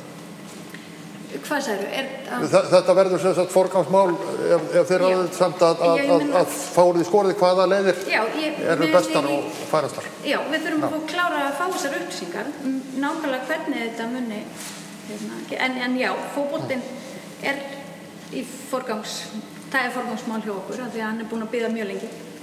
Takk fyrir. Takk. Það mætti í rauninni framhaldinu þessu ræða skólabyggingar. Það framöndan að mér skilst ansi stórt verkefni á Kleppjárnsreykjum. Hluti af því skólahúsinu er ónótæft vegna myglu. En við ákváðum bara að skauta yfir þetta vegna þess að þar menn í rauninni komnir í gang með ákveðið verkefni. Það náttúrulega ákveðin yfirlýsing. Þá væntanlega Kleppjárnsreyki sem framtíðar grunnskólastaður hvað sem annar staðar. En mér langar aðeins að forvitnast annað atriði sem ímyndar og markaðsmál Borgarbyggðar. Ég sem starfandi við fjölmiðil og fyrrverandi uppáhaldssvæði mitt í skóla var markaðsfræði. Mér hefur svolítið fundist vanta upp á að svona í það minnsta ef eru erfið mál í gangi það vanti svona að menn hafi hugan við það að reyna að bæta þau upp með þá einhverju jákvæðu í staðinn. Það hefur aðeins vantað í Borgarbyggð á síðustu árum. Mér langar aðeins að viljið þið breyta eitthvað áherslum í þessu, markaðssetningu, ímyndarsköpun eða viljið bíða þangað til öll þessi skipulög verða klár til þess að geta farið að auglýsa Borgarnes og lóðurnar sem ekki til núna? Eða hver eitthvað stefna í markaðs- og ímyndamálum sveitarfélagsins? Við byrjum á þér, Telma, eða VG. Já, nú kem ég bara úr heimi markaðsfræðinnar og starfa við það dagstaglega og hef saknað þess að heyra að það sé almennileg markaðsstefna fyrir Borgarbyggð. Það var farið í að búa til svona markaðsstefnu. Mér finnst hún ekki hafa gengið nógu langt. Þetta svona þríþætt í hausnum á mér varðandi markaðssetningu Borgarbyggðar. Þetta annars vegar það að láta róminn berast og byggðabragður Borgarbyggðar mætti alveg vera betri. Við þurfum að vera duglegri að klappa okkur öðru á bakið og segja frá því sem gott innan samfélagsins vegna þess að þegar þú heyrir það þá áttu vísari til þess að bera það fyrir þig að þú sért duglegur og flottur, sért að gera flotta hluti og þannig getum við borið róminn út og svo þurfum við bara að vera duglegri að kaupa auglýsingar, segja frá því sem gott Ég segir Maggi ánægð með þetta og þetta svona lykilatriði, við þurfum bara að vera duglegri að segja frá okkur. Þannig byrjum við að selja fólki hugmyndir að flytja í Borgarbyggð. Númer 2 að þegar þú flytur á einhvern stað, tekur ákvörðun að fjárfesta í fasteign einhvers staðar, þá fyrsta sem þú gerir að skoða hvað að fara að gerast í kringum þessa fasteign. Hvað planið næstu árin? Hvað að fara að gerast í kringum mig? Hvernig á umhverfið eftir að líta út? Hvaða innviðir að fara að koma eða fara eða vera? Við erum með aðalskipulagið í höndunum á okkur á næsta kjörtímabili og þurfum að klára það og ég vil nýta næstu 4 ár í það að setja fram heildarskipulag fyrir sveitarfélagið okkar sem heldur vatni næstu 20-40 árin. Þar sem að innviðirnir eru settir upp og hannaðir þannig að þeir geti stækkað með samfélaginu næstu 20 árin. Og þá ég líka að tala um það að bæði Borgarnes og allir hinir þéttbýliskjarnarnir okkar í dreifbýlinu fái almennilegt skipulag sem þá deiliskipulag en segir okkur það til dæmis eins og Hvanneyri, hún getur bara stækkað svona mikið eða alveg svona mikið og þá þurfa innviðirnir á Hvanneyri að verða svona stórir þegar hún er búin að ná stærstu útgáfuna af sér, Hvanneyri, að þá þurfa innviðirnir að vera svona stórir. Og ef við erum að fara að byggja við grunnskóla á Hvanneyri, sem væntanlega þarf að gera ef samfélagið á að stækka þar, að þá sé hann hannaður í loka hönnuninu sinni strax. En hann sé gerður þannig að einingarnar sé hægt að byggja í smáum skrefum en þær styðja við hver aðra að loka markastefnan Algjörlega, en þetta partur af því að markastefnan skipulagt, Lilja og þið í Sjálfstæðisflokknum hver ykkar sýn á markasmál, ímyndasköpun og þennan málaflokk bendi til dæmis á að sveitarfélög eins og Fjallabyggð það komið sérstakann flutningsfulltrúa sem hefur svona blandað starf móttökustjóra, upplýsingafulltrúa og hjálpa fólki að koma sér fyrir og svo framvegis. Þetta eitthvað sem kemur til greina? Bara svo ég byrja svona almennt kannski markasmálin að þá náttúrulega var stofnuð atvinnumarkas- og menningarmálanefnd á síðasta kjörtímabili og ráðinn inn samskiptastjóri sem í svona viðleitni til þess að reyna að efla markasmál í Borgarbyggð. Og það var farið í mjög metnaðarfulla stefnumótunarvinnu og liggur fyrir nýsamþykkt markastefnumótun fyrir sveitarfélagið þar sem við vorum að reyna að samræma skilaboð, við vorum að byggja á gildum íbúa, þú veist hvað þeim fannst eftirsóknarverðast við að búa í Borgarbyggð og það kannski gaman að segja frá því að þegar við kannski sé litlu skilaboðin á Facebook að það býður þín í Borgarbyggð. Þetta eitthvað sem bara lítill punktur sem var dreginn út úr stefnunni að því að fólk talaði það er gott að dvelja í Borgarbyggð. Ég fer heim í Borgarbyggð, það býður mín í Borgarbyggð. Þannig að það er svona verið að skírskota í það sem að íbúum fannst mestu gæði samfélagsins, náttúra, friðsæld og samfélagi. Hefur þessi breyting og þessi vinna, hefur hún þá skilað árangri að þínu mati? Hún hefur skilað árangri að mínu mati og við þurfum að gera meira og við höfum að halda áfram og setja meiri fjármuni að framkvæma meira sem í þessari stefnumótun. Og þetta hefur verið mjög frjó og skemmtileg nefnd sem var að taka yfir mjög stórt hlutverk og við þurfum bara að halda áfram að vinna bæði innri og ytri markasetningu. Og við þurfum og kannski líka varðandi, þú spurðir út í Maggi, það var... Já, ég spurði, þetta var svo flókin spurning. Já, þetta var svo margþætt spurning. Ímyndarmálin, ég held að Borgarbyggð sé í augnablikinu pínlítið laskað eftir erfið mál og þá tala ég bara, ég sé þetta svolítið að hliðarlínunni og svona. Hefði þið áhuga á að reyna að snúa svolítið dæminu við? Já, þú talar samskiptafulltrúa. Samskiptafulltrúa og Fjallabyggð, mér skilst að það sé afskaplega vel tekið í það þar af nýbúum og... Einmitt. Við viljum reyna að ná betur til fyrirtækjana og hjálpa þeim bæða þannig að við viljum setja á kannski svolítið svip á samskiptafulltrúa nema sem snýra fyrirtækjum og kalla það atvinnumálafulltrúa sem að muna einhverju leyti vinna með fyrirtækjum bæði þeim sem vilja koma hingað, laða að í fyrirtæki og að þjónusta fyrirtæki sem eru hérna og þá myndi hann einhverju leyti líka vinna með þeim að jákvæðu umtali og hvernig við gerum sveitarfélagið eftirsóknarvert fyrir fyrirtæki að koma hingað. Þannig að það kannski ekki alveg samskiptastjóri en snýr svona atvinnulíf. En markas- og atvinnumál saman alveg þekkt, mjög þekkt kombó hjá sveitarfélögum Íslandi og enda nástilt framsókn. Já, ég ætla bara að byrja að segja að síðustu 4 ár hef ég, síðan að þessi atvinnumarkas- og menningarmálanefnd var stofnuð, hef ég spurt reglulega á sveitarstjórnarfundum hvernig stendur á því að það sé ekki verið að kynna fyrirtæki eigendum kosti þess að flytja í sveitarfélagið. Og það að mínu mati hlutverk sveitarstjórnarfulltrúa og þeirra pólitísku forystu sem á sveitarfélaginu hverju sinni að fara í eigin persónu og sækja og kynna fyrirtæki eigendum og fjárfestum kosti sem í sveitarfélaginu. En varðandi markaðsmálina þá eru íbúar sveitarfélagsins, þeir eru bestu sölumennirnir. Og við þurfum í okkar sveitarfélagi að byrja svolítið þar og það snýr að staðaranda. Staðarandinn ósnertanlegt fyrirbæri, það eitthvað sem liggur í loftinu og við þurfum í rauninni að líta Þetta atriði, staðarandi, ég sá könnun sem var gerð held í fyrra, við vorum að tala til gærgísli, að ef staðarandinn mjög laskaður, þá var meira að segja náttúran í Borgarfirði ekki að skora hátt. Þá eitthvað orðið af. Loftgæði, þau skora ekki hátt. Já, loftgæði, þetta hreinasta loft. Já, og þá spyr maður sig, hvað það sem að gerir góðan staðaranda? Það svo margt sem að býr til góða staðaranda. Ég geti til dæmis bara nefnt það að fyrir mig að sjá fólk inn á kaffihúsi sem líður vel, fjölskyldu sem að njóta þess að vera í samfélaginu. Það lætur mér líða vel og það býr til einhverju efni í líkamanum og mér sem að fær mig til þess að upplifa jákvæðan staðaranda. Með þessu ég að segja, við þurfum að búa til umhverfi, aðstöðu til tómstunda, við þurfum að lyfta menningunni upp og listum og að því sem nærir okkur sem persónur, að því endadags þá erum við bara efni og andi og það staðarandi ótrúlega verðmætt fyrirbæri af því að það það sem að, heldur í okkur lífinu og lætur okkur halda áfram. Takk fyrir það kærlega. Samfylking Viðreisn. Já, náttúrulega að þurfa að fara að markaðssetja en það þarf samt að kannski að byrja á byrjunni. Það eftirspurn eftir að koma hingað.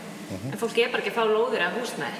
Þannig að það kannski ekki rökræst að byrja á því að fara að markaðssetja okkur sem rosalega vænlegan kosti búsetu svo þegar fólk kemur og vill flytjast hingað þá bara ekkert boðið fyrir að hvorki atvinnan í húsnæði. Myndirðu þá segja að þetta bíða með að fara í markaðssókn meðan að menn klára aðeins meira í skipulagsmálum? Eða kannski setja bara meira áherslu á þessi innri markaðssetningu. Að bara einmitt að fara að tjasla okkur saman sem samfélag, að við bara fyrir að labba út með kassan og þegar allt klárt þá bara tökum við öllum fagnandi og bara með sjálfsmyndina í botni. Þú vilt svona hinkra með að fara í einhverja stórfelldasókn út á við á þessu stigi af því það vantar lóðir, það viðurkennt? Já, ég sé bara ekki tilgang með að bara eyða peningum í eitthvað sem að fólk bara svona, já, ok, fyrir að hugsa til hreyfings, kemur hingað, þreifa fyrir sig, finnur ekkert, en kannski búið að finna hjá sér þörfina til að flytja það út á land og þá fer það bara eitthvað annað.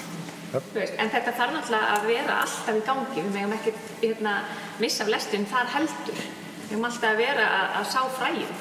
En það góði í þessu náttúrulega, við erum með flottustu skólpressistöðar í heimi. Það það allavega búið. Já, má ég bæta einu við, af því að þú stoppaði með áðan. Bara til þess að svara þessu stuttlega, ég held að það sé ekki sniðugt að setja allan þungan í það að draga fyrirtæki inn. Það þarf að draga inn fólk bæði íbúa og fyrirtæki til jafns. Í stefnuskránni okkar erum við með að ráða flutningsfulltrúa sem ég held að eftir að borga sig strax upp vegna þess að það eru alveg lóðir í boði og verða þegar það verður farið að bjóða út í Húsafelli og í Reykholti. Takk fyrir það. Kannski aðeins líka til að slá pínu í ákveðar tóni í þetta svona í lokin. Mér finnst til dæmis bara, ef við ræðum bara þessum kosningarna núna, mér finnst bara ákveðin jákvæðni og kraftur í fólki að taka þátt og sýna áhuga á því sem að gerast. Mér finnst það jákvætt merki. Gekk vel að manna listana, bara svona að þetta tengist? Já, það gekk mjög vel. Almennt? Þátttaka á fundum og viðburðum og fólk bara svolítið til í þetta, sko. Þau þurftu svolítið að berjast fyrir að vera í þessum efstu sætum. En ég held að líka, sko, fólki finnst gott að búa í Borgarbyggð og íbúar sveitarfélagsins, þeir eru mjög stoltir af sveitarfélaginu og við erum kannski bara stundum aðeins og feimin að vera. Það svolítið eðli okkar borgrinninga. Við erum svolítið inn í okkur og eigum að vera montnari, taka svona aðeins hringeiska. Þetta er líka svolítið neikvæðinu skýr svolítið og við erum líka held ég búin að vera duglegri upp á síðkastið að benda hvort öðru á það. Ef ekki aðeins að, þú veist. Þannig að þið verðið bjartsýn í sveitarstjórnin sem tekur við núna fljótlega eftir helgi. Mjög bjartsýn. Það er nafnið hér eftir, þið skrifa þetta hjá okkur.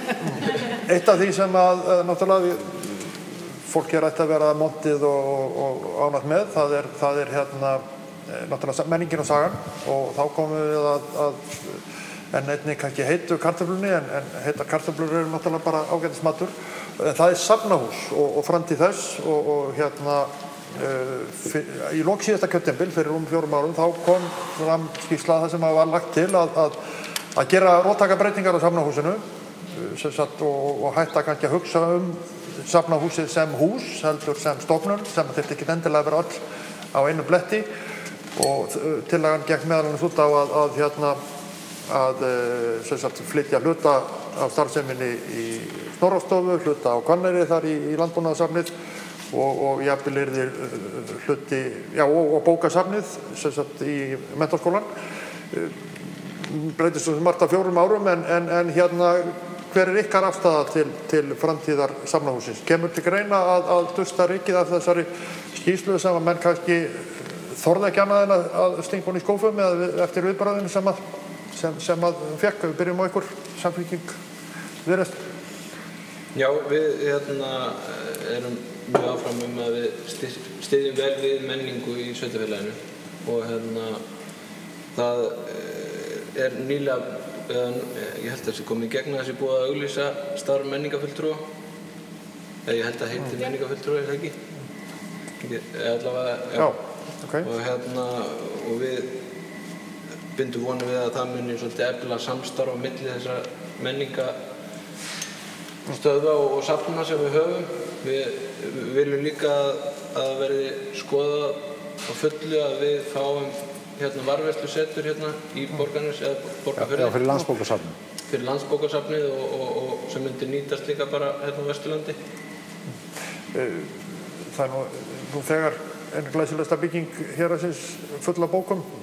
Þurfum við meiri að vara eintakasafn? Nei, sko, hún er að verða, nú veit ég að því ég tók viðtal við konuna þarna. Hún er full. Gamli héraðsskólinn í Reykholti er sem stóður fullur af varaeintökum fyrir Landsbókasafnið. Þeir vilja losna við. Og þeir vilja losna við það úr Reykholti vegna þess að það búið skilgreina það að þetta á að vera öruggsvæði. Borgarnes er besta svæði á Íslandi til þess að taka við varðveislusafni. En ég taka það spurninguna uppalega spurninguna varðandi það að skipta safnahúsinu upp og jafnvel dreifa því héraði.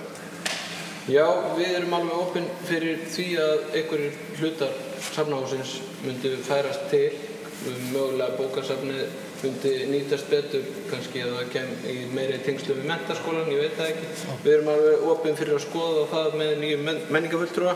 Ég held að þú ætlaðir að tala að vera montir á Lund, er ekki að tala það? Það þarf ekki að tala það, menn eru það. Já. Framsókn. Já, við höfum spurt íbúa aðeins þessi mál og það hefur verið gerð könnun meðal íbúa varðandi safnamálinu í sveitarfélaginu og það er alveg ljóst að íbúar vilja færa þennan málaflokk svona meira til, til samtímans og þeirra krafna sem eru gerðar í dag og fólk er að líta til annarra sveitarfélaga og þá er kannski ekki síst að tala það sem snýr að bókasafni og við þekkjum öll umræðinu það að mögulegan á að flytja bókasafni inn í Hjálmakletti sem sagt í húsnæði þessum Hjálmakletti og menntaskólinn og við erum alveg hrifin af þeirri hugmynd og það hefur verið nefnt í því samhengi hvort að það geti mögulega orðið einhvers konar samfélagsmiðstöð þar sem að væri svona menningartengd starfsemi, bókasafn, aðstæða fyrir fólk til þess að koma saman eða eitthvað slíkt. Það annað sem íbúar hafa nefnt það að við eigum flott listasafn hérna. Við eigum náttúrugripasafn og þetta eru söfn, eða allavega þeir munir sem eigum sem íbúar vilja fara að sjá meira og hafa aðgang að. Þannig að ég held að það húsnæði sem við eigum í dag, sem heitir Safnahúsið, að við getum alveg nýtt það húsnæði betur undir þau söfn sem við eigum og þá munir sem við eigum til sýningar, þó að bókasafnið myndi ef flytjast eitthvað annað. Þannig að ég vona að þetta svari spurningunni. Takk fyrir. Sjálfstæðisflokkur, hver ykkar afstaða? Hún kannski bara svolítið að svipuð meiðum held ég í þessu máli, en við viljum, Safnahúsið náttúrulega, við eigum að tala bara hvernig við sjáum fyrir okkur safnamál. Og það hefur verið töluvert í umræðunni og það liggja fyrir stefnumótun þessi mál líka sem við þurfum að horfa til sem svona frekar nýleg. Við viljum líka bara, mér líst mjög vel á að vera með einhvern veginn svona samverist að gera meira úr því að opna einmitt bókasafni, opna sýningarnar og fá fólk bæði inn í safnahúsi. Það getur líka alveg verið þessi staður til þess að taka á móti fólki ef það við lendingin. Og þessi skýrsla sem við vísuð í, það fullt af góðum hugmyndunar og það þarf kannski bara að byrja að vinna með þær. En eins og Logi kom inn á, það verið að ráða núna forstöðumann yfir Safnahúsið og hún mun svolítið bera líka ábyrgð, hún eða hann, á svona stefnumótun til næstu ára og framfylgja og framkvæma hana. Við viljum líka bara svolítið að menning og listir verði bara meira sýnilegt bara víð í sveitafélaginu. Þannig að það kemur alveg til greina okkar hálfu að það verði færðar einhverjar sýningar eða gripir úr Safnahúsinu sjálfu þó það sé kannski svona þungamiðjan af starfseminni og þar náttúrulega innviðirnir og skrifstofan. Við viljum líka, erum með í okkar stefnuskrá, þá erum við bæði að tala fyrir því að verði farið hugmyndasamkeppni í nýja miðbænum. Við viljum líka tala gamla miðbæinn. Þetta komi honum á dagskrá og hann verði svolítið miðstöð sögu og menningar í Borgarnesi. Þarna viljum við vera með bara sjálfstæða sögurhringi, bæði af svæðinu, Egilssögu, líka bara Borgarnes og hvernig byggðin hefur þróast þar. Því að Borgarnes gegndi alveg svakalega mikilvægu hlutverki árum áður, bara við atvinnuuppbyggingu, við flutninga og þarna eru riðleiðir sem eru bara frægar. Við höfum að draga þetta fram, þannig að fólk getur bara notið listar og menningar bæði allstaðar í sveitafélaginu og gera þetta bara sýnilegra inn í Borgarnesi. Þannig að þú vilt taka vinstri beina af því að Borgarnesi svo merkilegt og sagan svo merkilegt. En nú náttúrulega menningin í héraðinu víðar en bara í Borgarnesi. Kemur ekki til að reyna að dreifa því meira héraðið? Algjörlega. Þetta bara hugmynd sem geti gengið allstaðar, en við erum að reyna líka með því að færa miðbæinn þangað sem allir sjá hann fyrir sér núna. Þá megum við ekki gjaldfella gamla miðbæinn. Við þurfum að styðja við það sem verður út í eyju og þau fyrirtæki sem eru þar nú þegar. Og við höldum að svona myndi laða að fólk og myndi styrkja atvinnusköpun og tækifæri til atvinnusköpunar á svæðinu. Takk fyrir þetta. Vinstri græn, hver ykkar afstaða til framtíðar Safnahússins? Viljið þið sjá eitthvað uppstokkun? Ég tek bara svolítið undir með þeim sem er búin að tala hérna. Það náttúrulega, ég held þegar þessi fulltrúi kemur, menningarfulltrúi, mér finnst það mjög spennandi að því að hans starfið að hennar mun verða mjög breytt frá því var og ég vil líta á safnamálin ekki sem einhverja byggingu.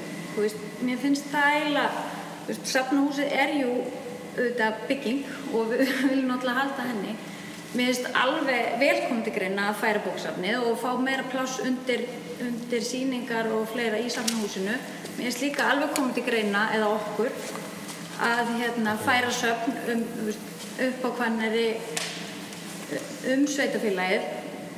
Við eigum líka rosalega mikið af munum sem eru bara í geymslu upp á Sólbakka eða út í eyju.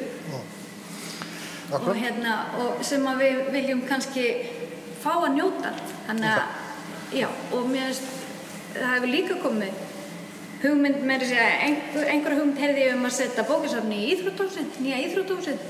Mér finnst við með að skoða allar hugmyndir sem koma. Takk fyrir þetta. Það greinilega, menn horfa svolítið til nýs menningar fulltrúastarfs og bara fínt, það allir sammála það, en núna verðum við tímans vegna að fara að stytta þetta hjá okkur. við erum búin að stróka nú þegar yfir nokkra spurningar, Gísli, af því að klukkan tifar. Sendu ykkur það bara í faxi. En eftir rúma 2 sólarhringa þá rennur upp vonandi fallegur og góður kjördagur. Kvöldið verður talið og okkur langar svolítið að hafa svona loka spurninguna fyrir utan ávarp sem kemur frá ykkur í lokin. Hvernig haldið að kosningarnar fari? Eitthvað meirihluta samstarf sem við sjáum í hillingum sérstaklega og kannski eins að spyrja út í bara starf, svona praktískt starf, þessu starf framkvæmdastjóra, sveitarstjóra. Einn frambjóðandi hérna, einn oddvitinn sagði í viðtali hjá okkur að hún væri búin að segja upp Guðveig og ætlaði bara að taka þetta í fullu starfi. Það náttúrulega ákveðin yfirlýsing þó að það kannski ekki verið útskýrt neitt í þaula. En svona svolítið, hvað gerist á laugardaginn? Hvernig er ykkar draumur meirihluta og hvað ætlið þið að gera með framkvæmdastjórann? Bara byrjum hérna á A-listanum. Já, ertu það að tala fyrir eða eftir endurtalinguna? Já, ef ekki bara hafa það bæði. Já, einmitt vonandi bara verður svipuð niðurstaða. Ég held að þetta fari bara vel. Ég er bara mjög bjartsýn og þetta er bara virkilega skemmtileg kosningabaráttu og það er einhvern veginn bara einhver kraftur í loftinu og allir einhvern veginn ótrúlega áfram öll mál.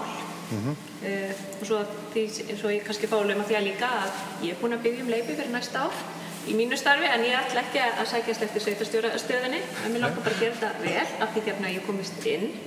Af því að þetta er rosalega stór verkefni sem bíða nýrar sveitarstjórnar. Þannig að ef þú segjum svo að þú myndir vera í meirihluta eða ykkar framboð, að þá ert þú bara tilbúin að taka þetta all in eins og Guðveig að vera að tala Algjörlega, því ég held að það sé bara það sem þarf. Ég held að þetta sé ekki, það er ekki þannig sem að við megum bara ekki við því að fara að kasta til hendinni í þessum málum. Og þá bara viltu skjóta á eitthvað drauma samstarf? Bara þeir sem eru tilbúnir að taka þátt í að láta hlutina gerast með okkur og við þurfum að finna málamiðlanir. Við erum með ákveðin mál sem við settum á dagskrá og erum ekki tilbúin að gefa eftir. Og sama með hinna flokkana, þannig að þetta þarf bara að vera saman. Viltu gíska á fulltrúafjölda ykkar í sveitarstjórn? 3, já. 1? 3. 3? 3, já, hvað? 3, ég ætla að skrifa þetta hjá mér og svo legg ég saman á eftir. Guðveig, gjörðu svo vel, Framsóknarflokkurinn. Já, takk fyrir. Það er rétt sem að ég tók fram í viðtali að ég hef svona svo gott sem sagt starfinu lausu hér að verði í einhverju hlutastarfi en það snýr náttúrulega því að eftir 8 ár í þessu starfi og þá sé ég það til þess að ná árangri þá verður maður að gefa sig að þessu alla daga vikunar og það að sækja byggðarásfundi einu sinni í viku mun ekki skila þeim árangur sem að minnstakosti ég hef metnað fyrir. Að því sögðu þá vil ég líka segja því að það fólk meldi náttúrulega fyrir þegar maður kemur slíkar yfirlýsingar ég er ekki sjálf að sækjast eftir sveitarstjórastarfinu. Og mér finnst mikilvægt að það komi. Svo það sé sagt. Svo það sé sagt, þá finnst mér mikilvægt að það komi fram af því að fólk fyrir eðlilega að velta slíku fyrir sér. Þú spurðir aftur á móti framkvæmdastjóra stöðuna að þá er það þannig, ég hef orðað þannig að í þeim verkefni sem eru framundan og í rauninni bara í öllum verkefni sem maður tekur sér fyrir hendur þá þarf maður að rétta leikmanninn inn á völlinn. Og ég tel að við séum á þannig stað í sveitarfélaginu núna á þessum tíma að ég myndi vilja sjá leikmann sem hefur reynslu og þekkingu á því að fara inn í svona vaxtarskeið sem að ég sé fyrir mér að sé næstu 4 árin í Borgarbyggð. Auðvitað er þetta alltaf samkomulag sem þú þarft að gera í mögulegu meirihlutaviðræðum með slíkt en þetta er það sem er ef ég segja það sem er í mínum huga. Sér fyrir þér og sérðu þá eitthvað sérstakann fyrir þér? Nei, það er líka mjög mikilvægt að það komi fram að það er engin ég er bara ekki komin á þann stað í tilverun ennþá eftir síðustu kosningar þá veit ég að það er ekkert gefið í þessum efnum og ég er ekki komin á þann stað að fara að hugleiða einhver nöfn og það hafa engin nöfn komið upp í huga mér eða okkar og við höfum ekkert einu sinni tekið þá umræðu okkar á milli. Fulltrúafjöldi í sveitarstjórn? Við auðvitað stefnum náttúrulega bara að halda í okkar 4 fulltrúa ég myndi líta á annað sem tap fyrir okkur þannig að við stefnum á að halda okkur 4 mönnum. Takk fyrir það. Lilja eða Jóhanna Marín? Við erum jákvæð. Við finnum bara mikla jákvæðni og gleði í kringum okkur og meðbyr, þannig að það þýðir ekkert annað en að fara bara jákvæðir þessar kosningar og vona það besta. Við göngum óbundin til kosninga og erum ekki með ákveðið samstarfi í huga og bara opin fyrir öllum samtölum og eins hvað varðar sveitarstjórnarefni þá einmitt það eitthvað bara samkomulag sem þarf að komast að í ef kemur til meirihluta og Lilja vill kannski bæta eitthvað við. Nei, ég held bara að þú fara nokkuð vel yfir þetta allt saman sko. Fjöldin? Við stefnum á að ná aftur 1/3 mannum, við getum alveg sagt það. 3. Takk fyrir það og VG. Ég bara hlakka virkilega til næstu 4 ára. Ég held að það sé virkilega bjart framöndan. Það eru alls konar kýli sem þarf að stinga á og verður bara gaman að takast á við. Við erum tilbúin að vinna með hverjum sem göngum óbundin til kosninga og viljum bara vinna með þeim sem eru tilbúin að mæta okkur á meiri leið í þeim málefnum sem við stöndum fyrir og setjum umhverfismálin bara hátt á blað hjá okkur. Varðandi fjöldana þá óskum við bara ná nógu mörgum til þess að hafa áhrif. Þetta var ekki mjög nákvæmt aðeins heyra. Þú ferð ekki neitt, Maggi. Ég nefnilega sko annars geti ekki klárað að reikna út fulltrúafjöldan samkvæmt ykkar spá. Þið hafið 2 í dag. Við stefnum að halda þeim og jafnvel bæta við. Já, þá er þetta 12. Er það ekki frekar slæm tala í sveitarstjórn? Já, við getum alveg bætt við 3 manninu þá. Já, 3, já. Þá er þetta komið, það eru 13. Það reyndar önnur umræða sko, sem mjög áhugaverð. Hún svo, eru við með nægilega marga kjörna fulltrúa í sveitarfélaginu og þá ég bara að hugsa út frá þeim fastanefndum sem okkur ber að skipa í á vegum sveitarfélagsins. Heppilegt að fastanefndir séu skipaðar svona stórum hluta einstaklingur sem eru ekki kjörnir fulltrúar. Já, ég skil. Er það eitthvað sem þið ákveða, sveitarstjórn sjálf ákveður eða? Já, við erum í rauninni að nýta þann fjölda sem við megum samkvæmt sveitarstjórnarlögum. En þetta er ekki okkar valdi að breyta þessu. Mögulega gæti borgað sig að fara óskæfti því að vera 11 eða 13 sveitarstjórn. Já, mér finnst þetta bara áhugaverð umræða á landsvísu því að við skoðum fjölda sveitarstjórnarfulltrúa á Íslandi miðað á Norðurlöndum þá erum við nánast með 3-falt lægri tölu heldur en. Þeir eru allavega að skoða þetta áður en borgarvörum dettur inn. Já. Það er líka bara til að bæta hans við þetta að það því við fjölgum náttúrulega fastanefndum og þeir sem eru í sveitarstjórn geta ekki tekið að sér nema ákveðið margar nefndir og þá náttúrulega færist líka svona ábyrgðin á ákvörðunartökunum, hún liggur alltaf fyrst og fremst inn í sveitarstjórn. Þannig að umræðan, hún á sér staðinn í fagnefndunum og svo kemur þetta svona til hálfgerða afgreiðslu inn í sveitarstjórn. Þannig að ég held svona líka sem Guð var að tala að það færist, ákvörðunartaka nær. Svona. Það er kannski að við að Maggi spurði þarna margar spurninga í einu, það var náttúrulega kannski ekki vona að enn detti niður að ég hjó eftir því að það er spurning sem brennur á mörgum og 2 ykkar svöruðu en ekki. Það er sem sagt með hvernig staðið það ráðningu eða endurráðningu sveitarstjóra, Maggi? Við viljum ráða sveitarstjórann faglega og það er síðan bara nýs meirihluta að ákveða með hvaða hætti hann verður ráðinn inn. Er ekki sveitarstjórar alltaf ráðnir faglega? Hvað áttu við með faglegri ráðningu? Að það sé aðili sem hefur þá hæfileika sem að þurfa til þess að vera sveitarstjóri. Sá hæfileiki sem ég lít mest til persónulega er að þetta sé góður leiðtogi og hann hafi reynslu og menntun sem að styður og hefur ýtt undir þann eiginleika og þetta er bara gert með auglýsingu. Takk fyrir. Já, takk fyrir þetta. Við göngum algjörlega óbundin til kosninga hvað þetta atriði varðar líka. Við erum ekki að tefla fram sveitarstjóraefni af okkar hálfu. Það hefur samt heyrst, er það bara sögusögn? Já. Og þetta verður bara samtal sem við tökum með hérna flokkum. Akkurat. Herru, takk fyrir skýra okkur reyna góð svör og þá er svona bara komið að loka orðum. Svona hvert framboð tækifæri svona til þess að botna þetta með eigin nefi. Byrjum bara á VG. Já, ég hlakka virkilega til þess sem að fram mun fara í borgarbyggð næstu 4 árin. Ég er líka virkilega þakklátt fyrir alla þá sem að gefa kost á sér í störf fyrir sveitarfélagið og þetta er virkilega skemmtilegur hópur að vera í. mikil reynsla í öllu þessu fólki og það verður gaman að læra af þeim og byggja betra samfélag. Við ætlum að beita okkur fyrir unga fólkið, við ætlum að gera ungu fólki kleift að flytja í sveitarfélagi og við viljum gera vel við þá sem að minna mega sín og veita þeim vængi sem vilja nýta tækifærin sem að búa í sveitarfélaginu okkar.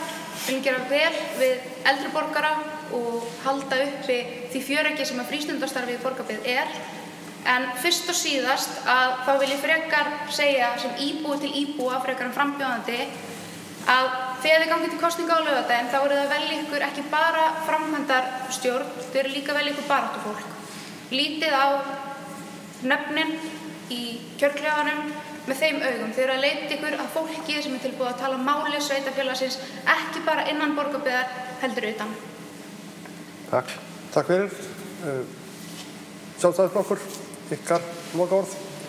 Kæru kjósendur í Borgarbyggð, það sem við sjálfstæðismenn komum með borðinu reynsla, þekking en fyrst og fremst raunhæf loforð sem eru gefin af ábyrgð.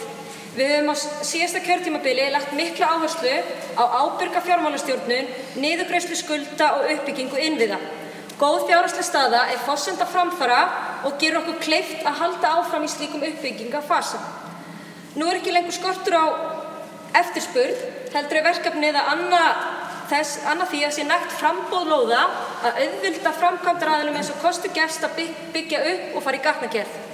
Hér eru jákvæð tákn á lofti. Hér rísa hótel, störfum að fjölga og það raun skortur og starfsafli víða. Hingað hafa komið ný störf, bæði á vegum einkaaðila og opinber eins og til dæmis leigufélagið Bríet. Hér verið að byggja í Varmalandi og í Húsafelli og hér í Borgarnesi og auk þess víða í skipulagsferli lóðir eins og ég kom inn á hér fyrir í kvöld. Það nánast jafn mikil uppbygging í dreifbýlinu og hefur verið í þéttbýlinu. En við viljum hjá Sjálfstæðisflokknum fyrst og fremst búa vel að þeim sem hér búa og vera undir það búin að vaksa og fjölga íbúum því að það kannski fyrst og fremst verkefnið. Við erum öll sammála það að það vaxtarskeið framundan en góður fjárhagur, styrkir innviðir, framúrskarandi skólar og góð þjónusta, það þýðir ánægja íbúa, íbúum sem líður vel í eigin skinni og eru ánægja með samfélagið sitt og þeir eru besta auglýsingin fyrir sveitarfélagið. Kraftur og gleði eru smitandi öfl sem hrífur fólk með sér. Þannig, við erum bjartsýn og við erum stolt af frumkvæðinu og kraftinum sem einkennir samfélagið okkar í Borgarbyggð. Við Sjálfstæðisflokkurinn ætlum að setja okkar atkvæði á uppbygginguna alls staðar í sveitarfélaginu og við viljum vinna að því fyrir ykkur.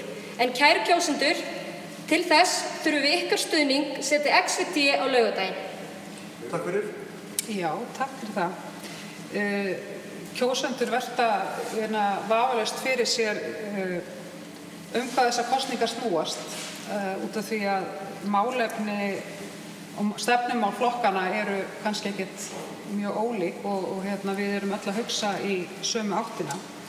En þá langar mig til þess að segja að það sem skiptir máli þeir einstaklingar sem standa á bakvið flokkana og ég bara stolt að segja frá því að listi Framsóknarflokksins sem að býður sig fram núna, hann skipaður af hópi fólks sem hefur mikla tauga til samfélagsins og ekki síst þetta bara harðduglegt fólk og þar það sem að þetta snýst að mínu viti eftir að hafa verið í sveitarstjórn í 8 ár að á bakvið meirihluta og á bakvið pólitíska forystu standi þéttur hópur sem gengur í takt þó að ég sé oddviti flokksins þá ég aldrei að fara að gera eitthvað einn. Þetta snýst það að vera með öflugan hóp fólks sem reiðubúið að fara að vinna saman og gengur í takt eins og einn maður til þess að byggja upp sveitarfélagi. Og þetta snýst það, þetta snýst líka það að eins og ég hef sagt, það eru 5 fastanefndir í sveitarfélaginu. Þessar nefndir að vinna mjög mikilvæga vinnu fyrir sveitarfélagið í hverjum einasta mánuði. Það skiptir máli að það fólk sem skipað í nefndir hafi þekkingu og reynslu og innsýn og sé fljótt að koma sér inn í málin að það sé ekki bara úlpur á stólum. Við í Framsókn erum með harðduglegt fólk og það það sem á endanum mun skila sveitarfélaginu árangri. Og þess vegna ég að stefna á það að fara að vinna 5 eða 7 daga vikunar þétt með sveitarstjóra, hver sem það verður, til þess að koma málum til framkvæmda. Og það snúast þessar kosningar, hverjum treystur til þess að keyra málin alla leið fyrir sveitarfélagið. Takk fyrir. Og Samfylking Viðreisn, gjörðu svo vel. Já, sem við í Samfylkingunum og Viðreisn byrjum þessa vegferð, þá höfum við talað mjög reglu það að vera ekki að lofa upp í ermina okkur, af því að orðum þurfa að fylgja efndir. Við tölum fyrir ábyrgri fjármálastjórn og því þarf að forgangsraða fjármunum skynsamlega. Í því felst til dæmis að hætta að innleiða fjárfrekar stefnur sem svo bara það, stefnur sem ekkert endilega fylgt eftir, líta bara vel út á pappír. Einnig með því að bæta verkferla og sleppa þannig við málaferli og annan auka kostnað sem fylgir því þegar kastað til hendinni, þá myndast svigrúm til að stíga þetta stóra skref sem við viljum taka í átt að því að jafna aðstæðum barna með þessum með að stíga fyrsta skref í átt að gjaldfrjálsum leikskólum og jafnframt þannig laða að yngra fólk til búsetu.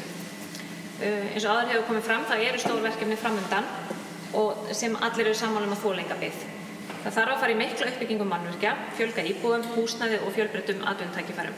Þetta engin ágreiningur. Á sama tíma má ekki gleyma þeim íbúðum sem fyrir eru.